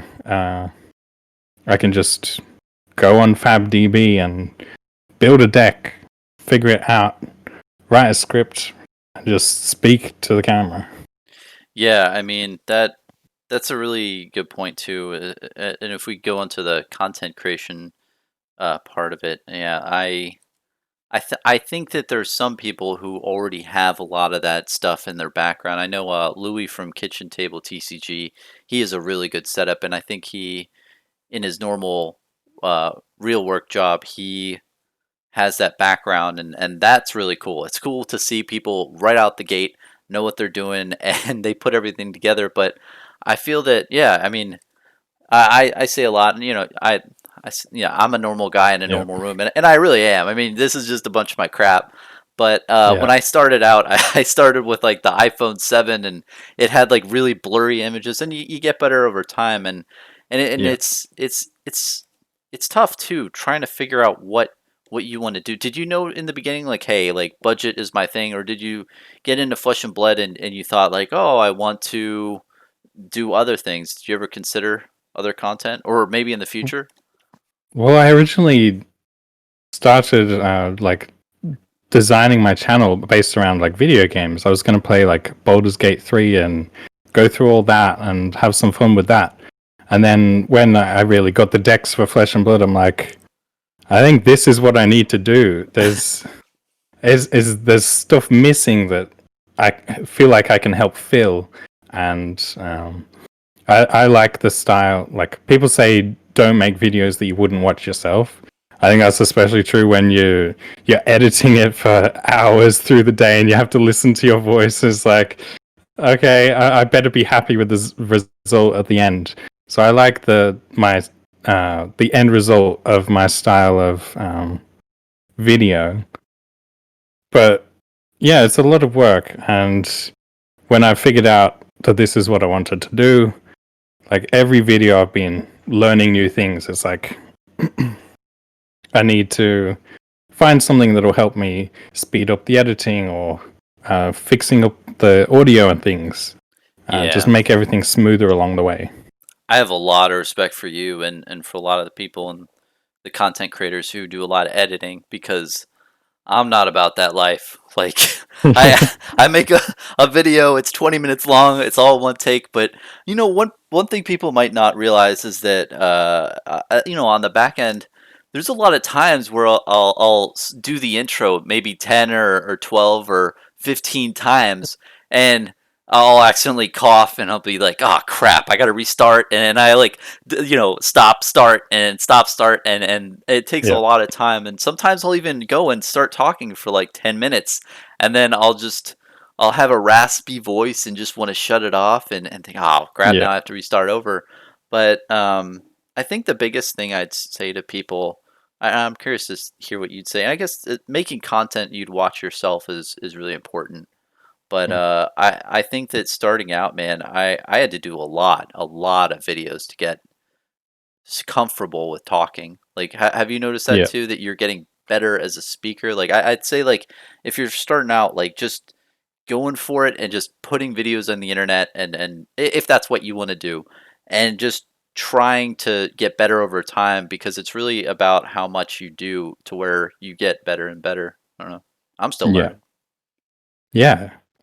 It's definitely like you just kind of need to jump into it.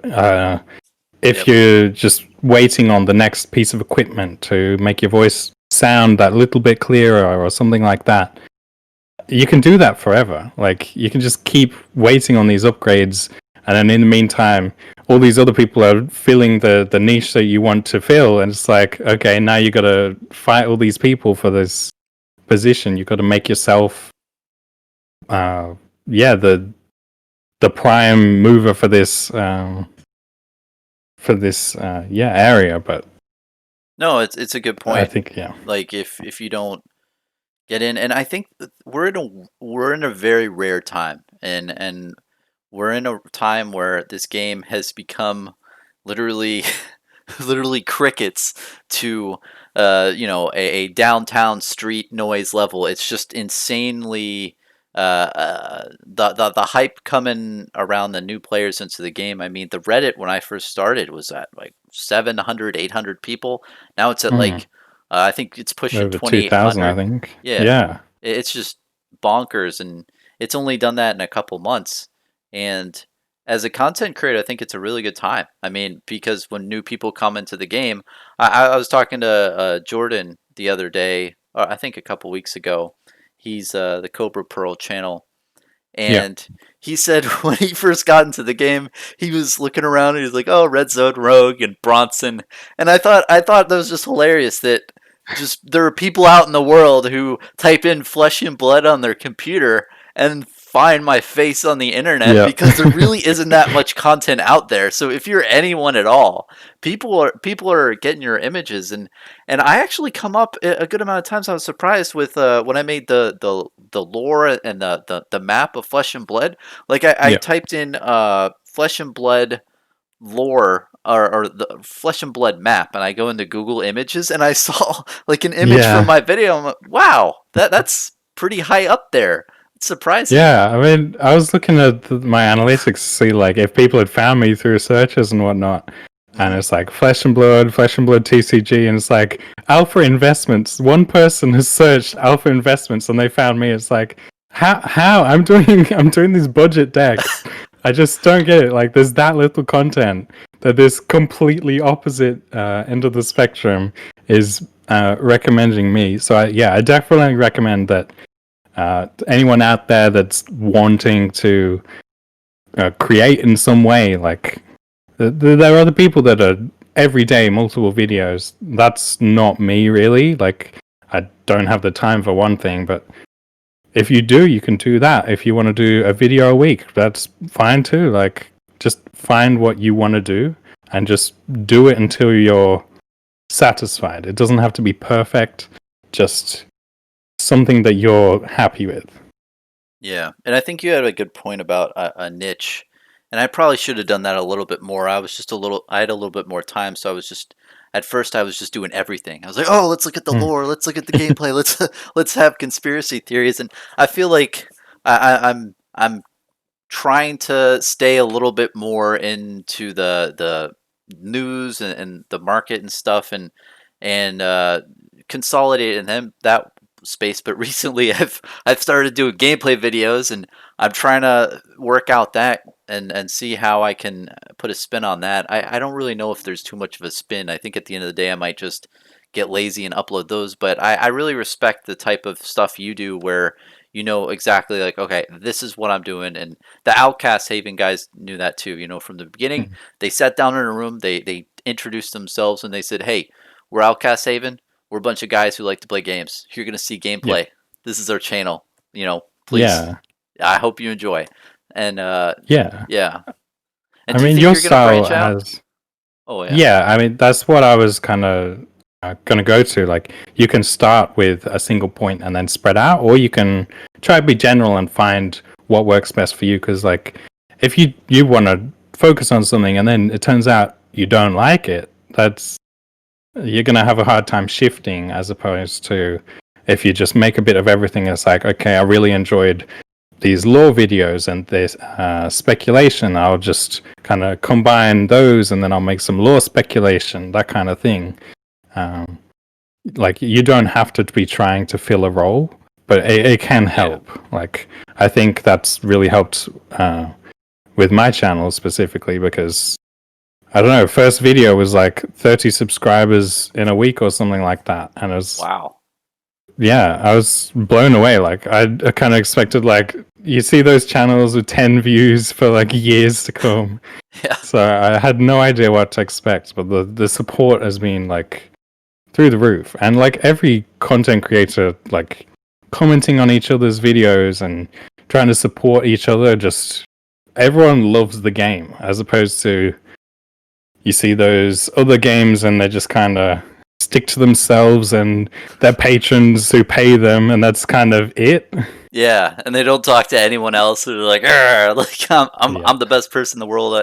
And this whole thing that we're doing now is more testament to that. You know, Yeah. I'm meeting you for the first time. This is a lot of fun talking with you. It's not like we're best friends in the real world. You know, we're like, hey, I love your channel. Let's talk. Yeah. And I was the same way. It's really cool too. That's a really good point. When I started, there was a lot of cool people like Red Zone Rogue and DM Armada and Outcast. They all reached out and commented on the Hmm. videos, and it's really that's a good point, man. It's cool to see that people do that.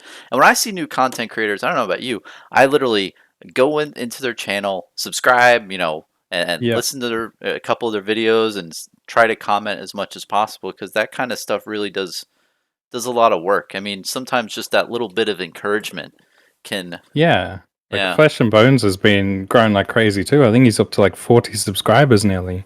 And he's only been making a few videos.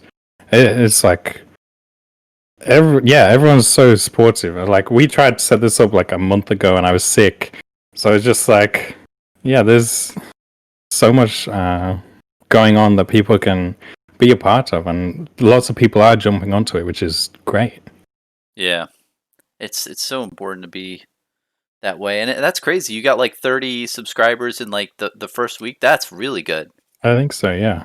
I think I was at And like only 20 for two a of them were while. my friends in real life. That's really good, man.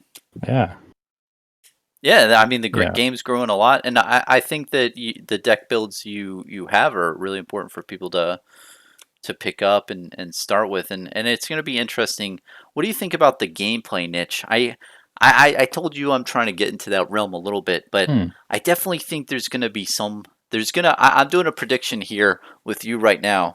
I might make a video about it, but I think that there's going to be a play group like what's that one D&D play group?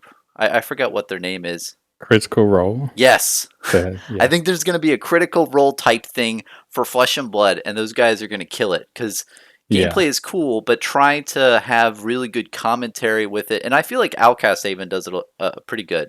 Like I think they're up there. I think they're going to gain a Yeah, lot of traction in the future. What do you think about that concept, like gameplay stuff? I think is great. I think with those sorts of channels, it's very much about the relationship that everyone has with each other. Like people are kind of watching for that rather than the gameplay like itself. Like you can play suboptimal decks and just have a laugh with people, and people will laugh along at home. I think that would be that'd be a great thing to fill, and I think Outcast Haven does that really well. But I still feel like there's more room to grow because everyone likes someone different. So yeah, if you've got a group of friends, you can just sit them down and set up a camera or something, and yeah, get going. Or play on Tabletop Simulator. That's what I've been Yeah, doing. that I've been works just too. film and oh man, that is like the easiest content to film. Literally, I go into OBS and I hit the start button, then I go back to Tabletop Simulator, and literally it does everything. And when I played in a tournament recently, I just filmed all the games, and I have that, and it looks good. And what's nice is you don't have to worry about lighting, you don't have to worry Yeah, about any different things like that. It's very crisp. I mean, you're looking at the screen and yeah. And I think that's another important thing too is making videos if you're not very good at the editing side to make things that just are one take and then you just upload it. Do you have like a yeah. more of a background in the editing field for your stuff? I didn't know. I How'd you just get into figured. it? Yeah, I figured that was something I'd want to do because, like, I'm not super self confident. So if I'm cutting out my ums and ahs and that kind of thing with my voice, then I can, just work from there and just come across. In the end, yeah, this is where I want to go with it. So I just kind of knew that was where I would want to go. So I just kind of jumped straight into it. And there was a lot of hoops to jump through to figure out the basics. And then from there, it's been just figuring out hotkeys and things that speed up the process by like an hour every time. And Yeah. it's saved a lot of time and gives me more time to put into the actual decks themselves, which is good. Um, I like but that yeah, too because, right out the gate you can do quality content. Because when I first started, and I've said it in a couple other videos, like I self-deprecate in the fact that like a lot of the beginning stuff was not good at all. It was just me just talking, and I wasn't. But it took all those videos along the way to make content where I feel like I'm talking a lot better. I still have a lot of work to do, especially yeah, with talking with you and different people in the community. When I'm talking to you, there's more of an interaction where I don't know what you're going to say and how I'm going to react to it. But when I'm talking to a piece of plastic, I can just internally know in my brain what I'm gonna do. But it's really great too because have you noticed in your normal day life it's giving you a lot more skills. I for sure have Hmm. noticed that, man. Like I'm so much better at talking. I want to do better, but it's nice to be able to verbally communicate better. I don't know.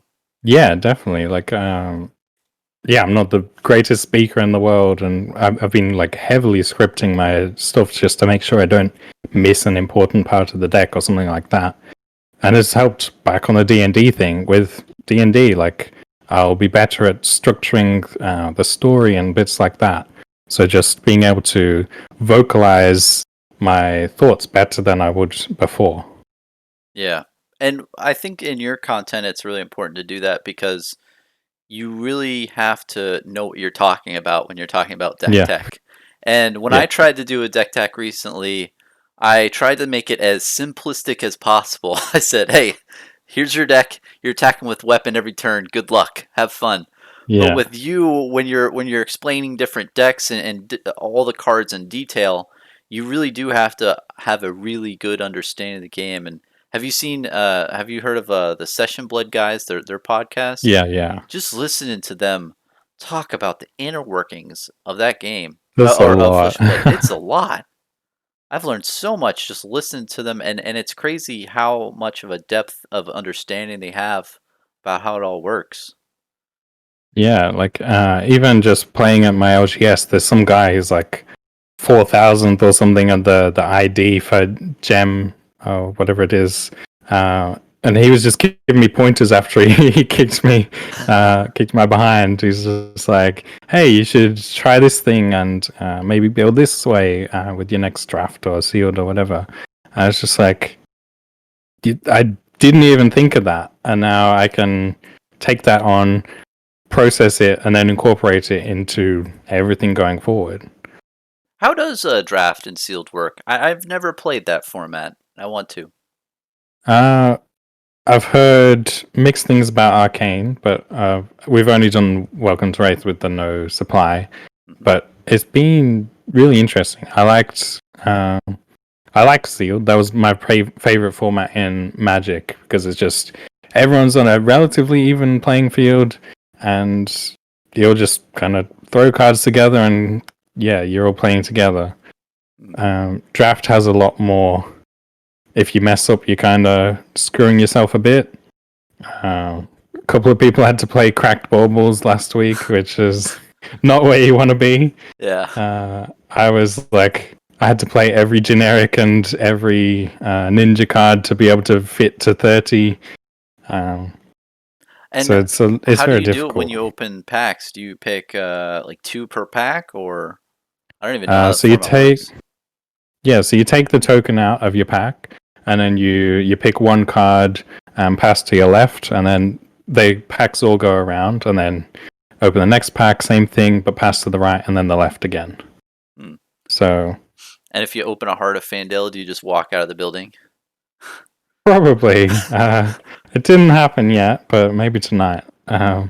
Someone did open the braces. What are they called? The warrior ones, and that's big advantage, but still, like, yeah, they lost a couple games, I think, because yeah, there's very restrictive on what you can put in. Whereas with the magic background, you can kind of change colors and add them together if you're a bit short on just a single color deck.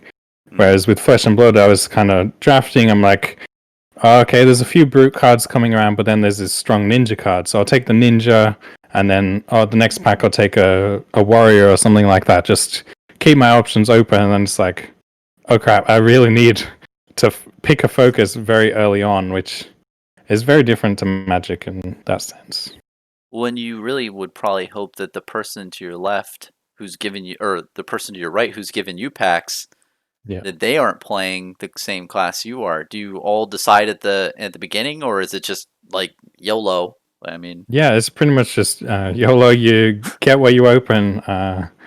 So if you open some crazy uh, super rare, majestic, legendary, you're probably going to play that class. Yeah. But if the person next to you is also trying to get all the good cards for that, you might be screwed over a bit.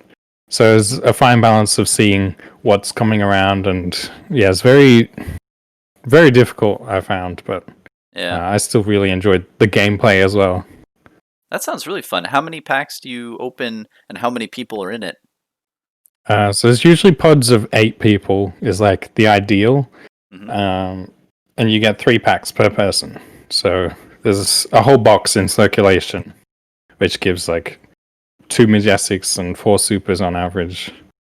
Hmm. So That good sounds really chance of cool. getting something good. So I open 3 packs and then pick 3 cards and then hand the pack. So you do 1 pack at a time. Oh, 1 pack at a time. Gotcha. Mm. And Yeah. you just you take one out and then you pass it to the left. Yeah. That's cool. That's really cool. Are there and then you get to keep whatever cards you've opened or that you've Yeah. kept? So some places might do it differently, where you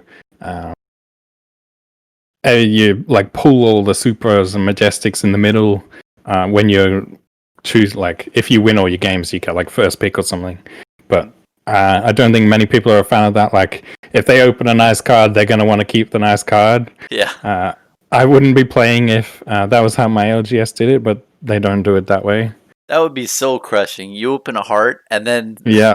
the winner of all like, oh, I'm gonna take that card from you that you opened the pack. Yeah, like the heart's not going to win you a game, whereas if they open a legendary and then they just get to steal your heart and the legendary or something like that. But yeah, that would be so crushing. But the way That my LGS does it is really good. Like they do with the armory kits, the winner gets 2 packs and the cold foil weapon. mhm. Then the second place just gets 2 packs, and then there's 1 pack for third, and then 2 packs go just randomly to the bottom places. So it's like you're gonna get something probably. So That's really cool. I like that. hmm. I've got to try to play that sometime. A lot of the shops near me are not really holding too many Flesh and Blood Yeah, events, but hopefully in the future. I mean, with how much this game yeah, has been going crazy, and as things arise, I mean, it seems like you can only do it with the booster boxes that are standard, right? The Arcane, right? You can't do it with Crucible War, right? yeah. You can't do it with Crucible, unfortunately. Yeah. That'd be pretty crazy. I've seen people talk about sealed, where it's like, yeah, I have 6 of Welcome to Wraith or Arcane Rising, and then add like 2 Crucibles on top just to add a bit of spice to the mix. That's cool. But now with the price of Crucible, I don't think that's really feasible. Yeah. Yeah, I can't see too many people opening Crucible. Yeah, Yeah, and oh man, have you seen the box openings for a lot of those? Like, I've seen I think Mitch from Midtown Merchant, he did a stream with Louie, and a yeah, couple of the boxes were just complete duds. Like, yeah, there's nothing of value, and it's I mean, if you're just opening to have fun, it's no big deal. But if you're trying to get some value, then it's tough. yeah. I mean, I got 2 cases of Crucible. Just I managed to get it at retail price. So I was like, everyone's buying it up. I'm gonna open a case, and I'll probably open the other case in a bit. Um, But I got 2 Cold Foil Majestics, which like the Gambler's Gloves and the Courage of Bladehold, so 2 really good ones. Wow, that's So I really was good. like, I'm very happy with this. And like, yeah, there's a lot of the variations. Like, you want to open a Shiana, and that's kind of a whole other discussion whether the way they're going about the rarities with the legendaries is viable. I mean, I think that's up for debate with the whole 1 in 10 boxes for the 2 different legendaries as opposed to 1 in 4 Mm. for normal. So I think it was the Fab with Freya blog. She kind of touched on how she feels about that, which was I think it was interesting to read. I haven't checked that out, but basically, was it just talking about the differences between the supplemental set only having 2 legendaries and how that affects things instead of having a bunch of different legendaries? Yeah, so it was like you're lowering the chance of opening a legendary, but if you're printing more product, then that kind of is skewed anyway because people there will be more of the legendary, so it's not going to keep that rarity that it would in the other sets. So it's kind of like either just give us more legendaries so it is the one per case average, or just change it up like that because it doesn't make a whole lot of sense. Um, but Yeah, yeah, that's it's it's weird kind how of a they did whole that one. debate. And what's interesting with the sealed that you're talking about is I watched a video with Chris Booley and James White. I talked about that a little bit. Have you watched that video? Yeah, yeah. Man, that is such a good video, and what I feel that I think the video is somewhere 10 to 12 minutes long, but there are 4 or 5 second increments multiple times in the video where James says something that you can really go down that rabbit hole. And one thing that he said that was a blurb was that the Monarch product has an excellent draft and sealed, like it's the best draft and sealed experience that the testers have had, uh, like for the game. And another thing that I took out from what he was saying is they apparently were testing from May 2020 for Monarch. Does that seem insane to you? Yeah, I mean, it doesn't sound too insane when I think about it, because uh, I don't, I in Magic again. I think they work like 2 years in advance for the set, so it's like they'll be playtesting, 2 years before it's actually printed and released. Oh So I wow. don't know how long they actually spend on the sets though, because they pump out so many sets, especially now. So they can't be doing that long on each thing.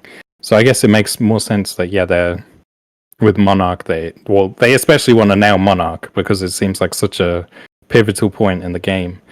So yeah, it makes sense to be spending a good 6 months or so testing, just making sure you get it perfect. Yeah. Yeah, that's something in the background that probably doesn't get realized as much. And I think the guy behind it, there's Jason Chung and also Chris Gehring. Those two guys are leads in that realm, I feel, for Legend Story Studios. And yeah, it's weird too because everything else I feel has the spotlight. So you have the lore, the artwork, and you have Yeah, all the mechanics on. Well, the mechanics get the gameplay, but the whole testing in the background, and that has to be hush hush. Like I don't know who's yeah. testing the game. Do they have a bunch of testers who are just in a back room drinking Mountain Dew and Doritos? Like, Yeah, what's they going just on got them there? in lines, Yeah, lines of people. Just here's your cards. Make a deck. Play it against the other person. yeah, And and I don't know, sign this like there's non-disclosure agreement, and like because when I make a deck or something, I want to bounce back and forth with multiple people to try get different angles. Like, oh hey, why are you playing this card? Or why have you tried this card? Like, there's so many different things. So I feel like you would have to have a pretty large group. But then, yeah, how many do they have? in the games you probably have to do things where you play with cards that you really don't want to play with as a tester. It's like, well, now you're playing with Moon Wish and Sun Kiss, and that's all you have to do for a week. Try to break the game with these cards, I'd imagine. I'd really be interested to Yeah. hear a tester's perspective when they're playing, because I can't imagine it's just play the game. They must have different objectives, like try to Hmm. break the game or try to win it, try to find a really annoying strategy. Have you? Do you have any experience in that realm or No, bugs? I just kind of I've seen how players kind of go for the I want to break the game standpoint, but I don't know, how a company would go about doing that, and I don't know if there's much that's been produced on. Hey, this is how we playtest and design the game. Which I think when you one day interview James White, you're gonna have to ask him.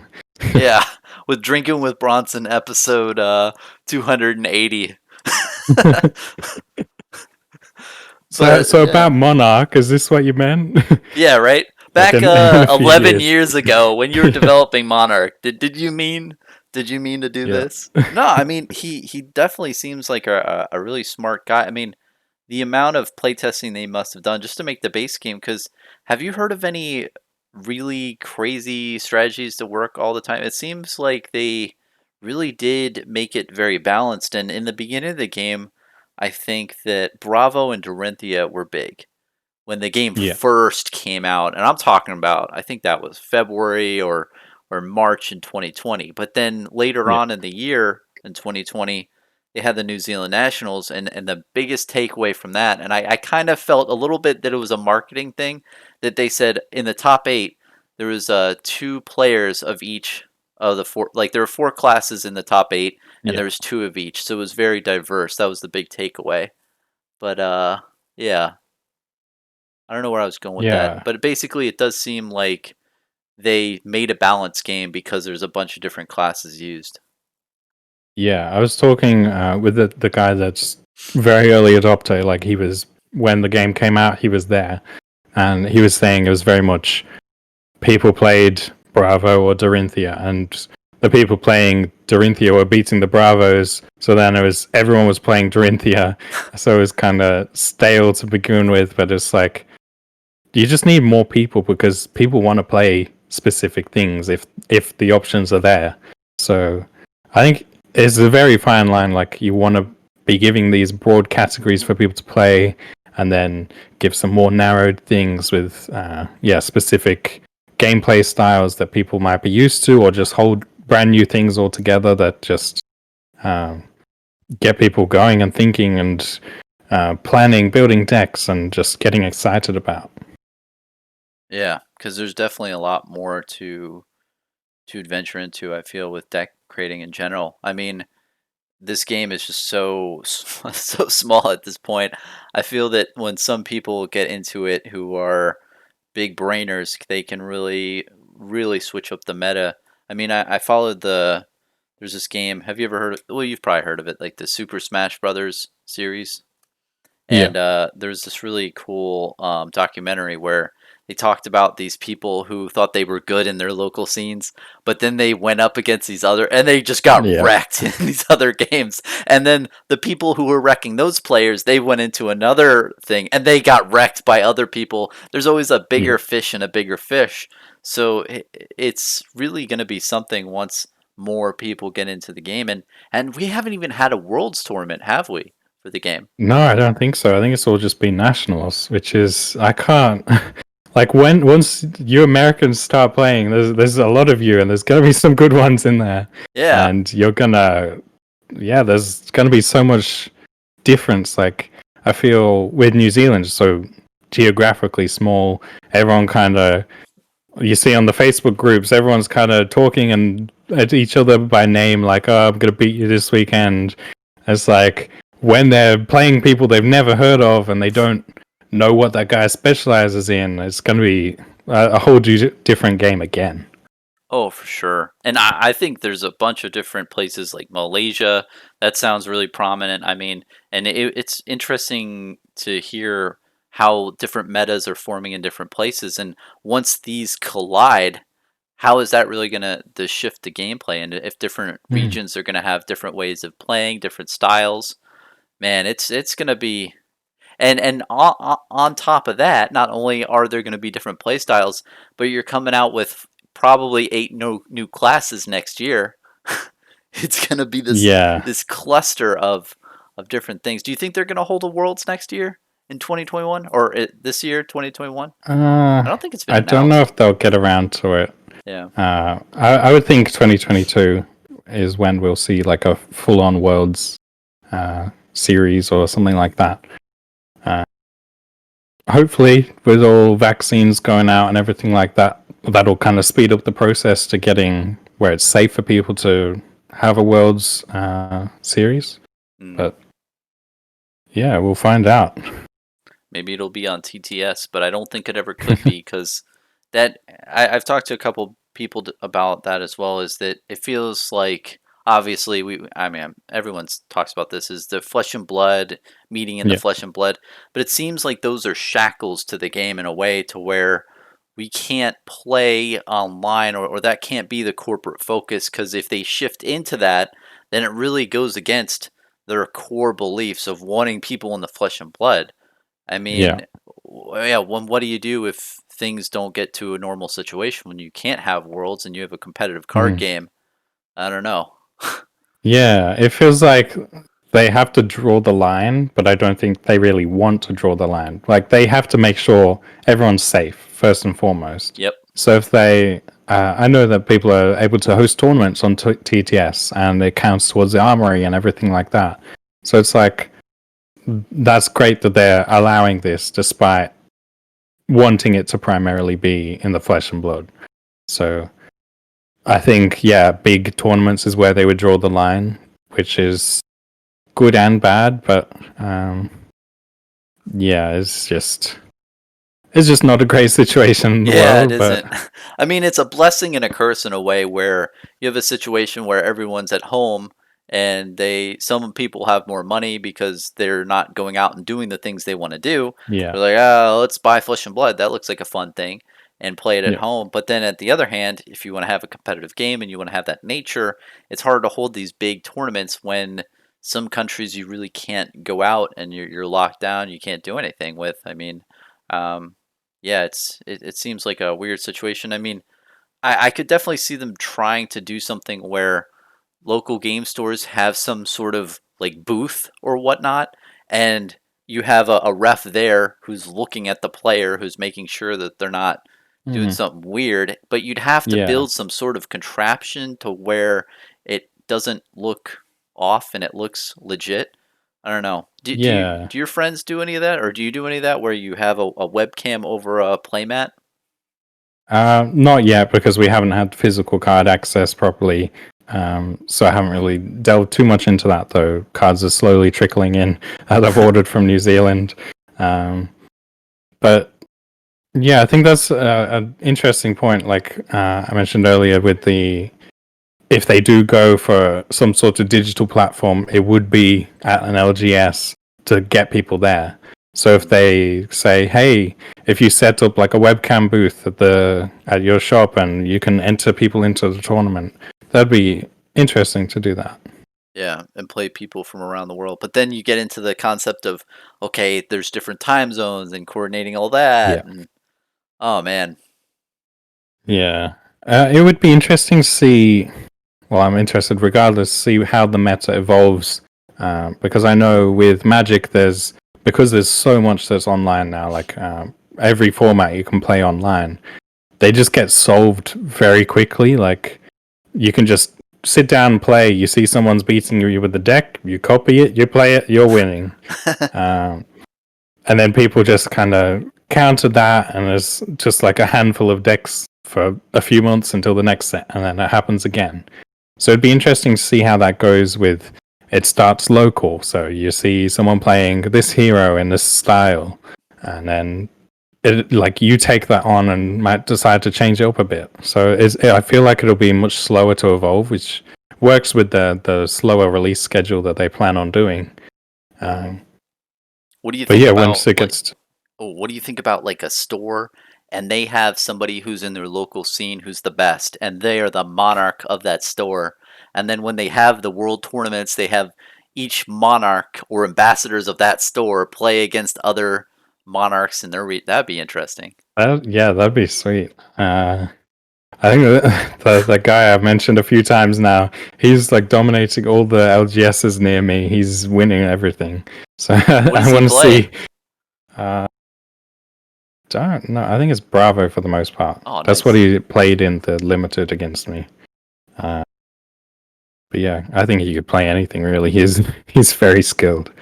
Yeah, some people just have an insane depth for the game, and especially yeah, those people who play those complex classes. But it is going to be interesting, yeah, when you see that guy play against other people, and who is the Yeah. big fish at the end of the day, and who is the person? Because Matt Rogers, I've talked about him a lot, and Hmm. I think he's a really great player, and I think he's really good at the game. It would just be really interesting to see him play and others in New Zealand and over in Malaysia and the US and Australia just play each other and see which, people are, rise to the top and what strategies are really kind of the best in the game because now it's not so much that it's very regional, but and Mm. yeah, I don't mean to and all the players out there are extremely skilled, a lot a lot better than the game than I am. I'll say for sure, Yeah, but same here. it's definitely something that I'd love to see because uh yeah, it's crazy how when you bring everyone together, what rises top. And have you ever played the game League of Legends? Or you've probably at least heard of it. Yeah, Yeah, many and years ago. yeah, yeah, same. I had to break that addiction. But it's funny too because when they have the regional stuff, the U.S. is pretty good in all these regions. But then I think it's the over in Asia. I forgot what country specifically. I think it might be South Korea. I know there's SK Telecom, but Mm. they win all of those big world tournaments every year, Yeah, and the U.S. gets a little bit further every time, and sometimes not. And it's just interesting too because you think you're the big fish, and then you go on a world level, and then you see how it all plays out. yeah, it reminds me of StarCraft.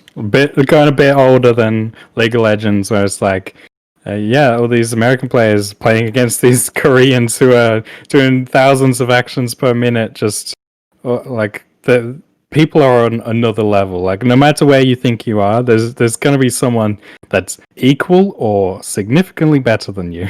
Yeah, StarCraft is the epitome of that too because of all the Yeah, micro moves you have to do. And I've heard of things in StarCraft where they take these range units and they'll like circle around another unit like this, yeah, just very, but they have to do a ton of clicks and they make it so their units take no damage and they kill the yeah. thing. Yeah, that is And it's just they're wild. doing that while they're like switching back to the main base and Yeah, building stuff at the same time. It's like I don't know how you can even think about all this stuff at once, let alone actually execute it. yeah. Yeah, Like, that game especially is on another. That is on like when you have levels of complexity and brain power. That is just on another scale. I remember watching this one stream, man. It was hilarious. There's two commentators, and they were saying, "Oh, the red team guy, he's getting his ass kicked. He is losing so bad. He didn't do this and that, and the blue guy is doing really good, and the red guy was slowly building up a base in the side of the map on this island." And they were just like, "Oh, this is an exit strategy." And then all of a sudden, it says, "Blue person forfeits the game," and the commentators were like, "Oh." Oh, I guess that's a strategy we didn't know about, and he was on another level. And I don't blame them. It was just really funny to hear, and just that, yeah, you might be thinking one thing, but sometimes people are just on that next level. and yeah, when those big brains get in on Fab, I'm sure there are some already. I'm not saying everyone playing Fab is on our level. I'm sure there are some, yeah, phenomenal players already. Oh Um, yeah. but yeah, when other people start getting on, yeah, I want to see how things evolve over time and yeah, how these players interact. Because I think Dorinthia right now is really popular.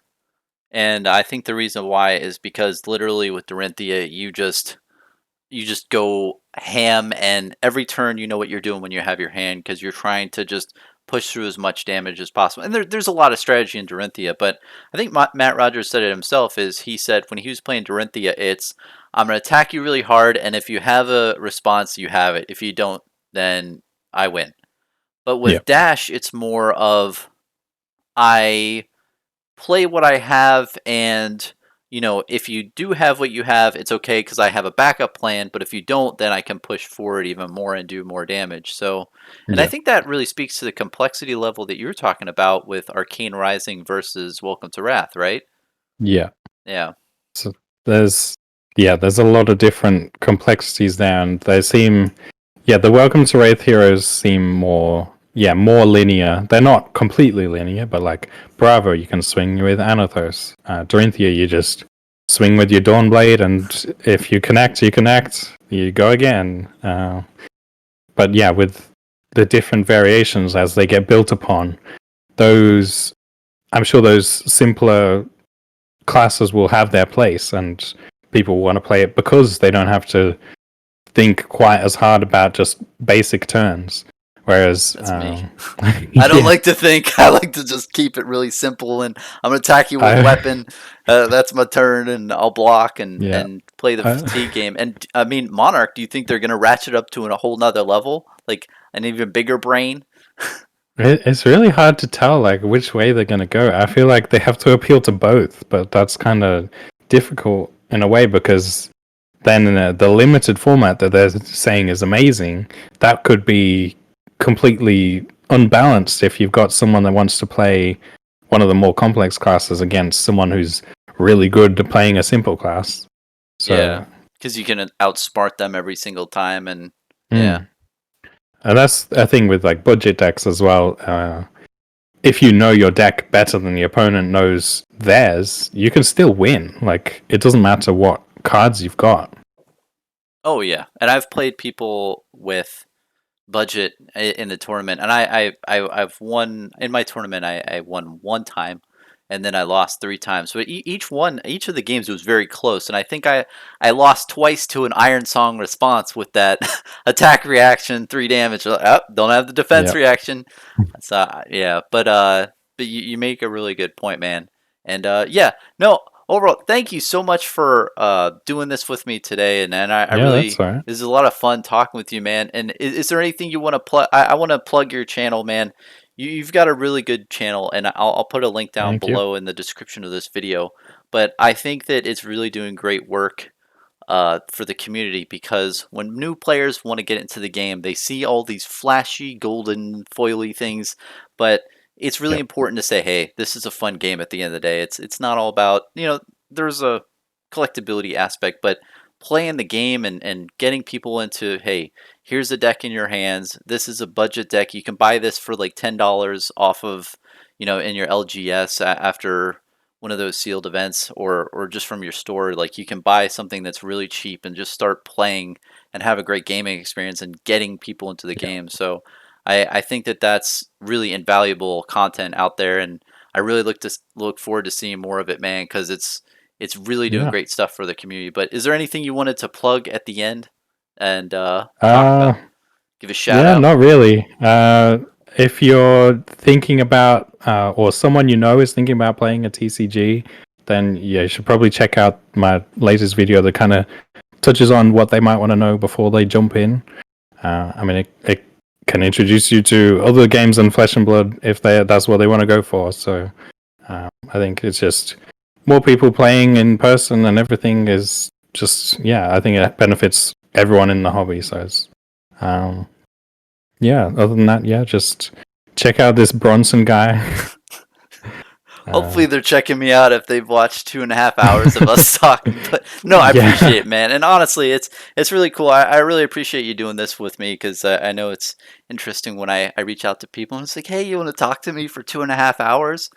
So yeah. Well, it's you reached out like after my second video, I think, and yeah, it's been just a lot of stuff in between. But yeah, I appreciate you reaching out to some guy who's just made two videos that are yeah, they're decent, but I no, can I really improve a like your lot videos, still. man. Yeah, Like, and you have a lot of. I really respect the quality in your work too, because there's a couple times where I make stuff and I'm like, oh, this isn't that great, but just YOLO, I'll just post it and see what happens. And there's pros and cons to each method, but at yeah, the end yeah, of the day, I think that another thing that's important that I've been focusing on recently is more of how videos age. So if I do a video and I talk about my predictions, I don't know how well that's going to age in 2023 when everything's like either, and it's going to go either two ways. People are either going to think I'm a prophet, or people are going to think I'm like stupid, or and maybe those will. But there's some other content that I've made, and I look back and I'm like, this isn't. And I think that your videos are not only high quality and are great for the community and get people into the game and any new players that are coming in and you're really positioned well because with Monarch there's going to be a ton of new people playing the game. There's yeah, just definitely.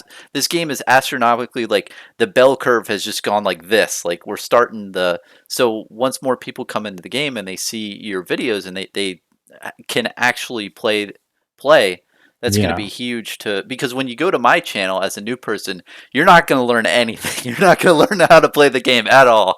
Maybe the Bravo Deck Tech video, but honestly, I don't think any. But long story short, I just want to focus on your thing. But when people go to your channel, they can actually start playing the game and get attached to it. So I think it's good. And not only that, but as we move into more 2021, people are going to need that content to actually learn how to play the game. So Yep. it's those videos are really going to age great, my friend. So I really Yeah. appreciate it. Well, yeah, that's like my main goal, to get more players and just help people experience this awesome game. And yeah, there's plenty in the works for like very specific Flesh and Blood, how to play, how to build a deck, all this kind of stuff. It's taken a lot of time to kind of narrow everything down, but yeah, it's in the works. So stick around. Yep. I hope people check you out, man. Have a good one. All right. Thank you. Peace.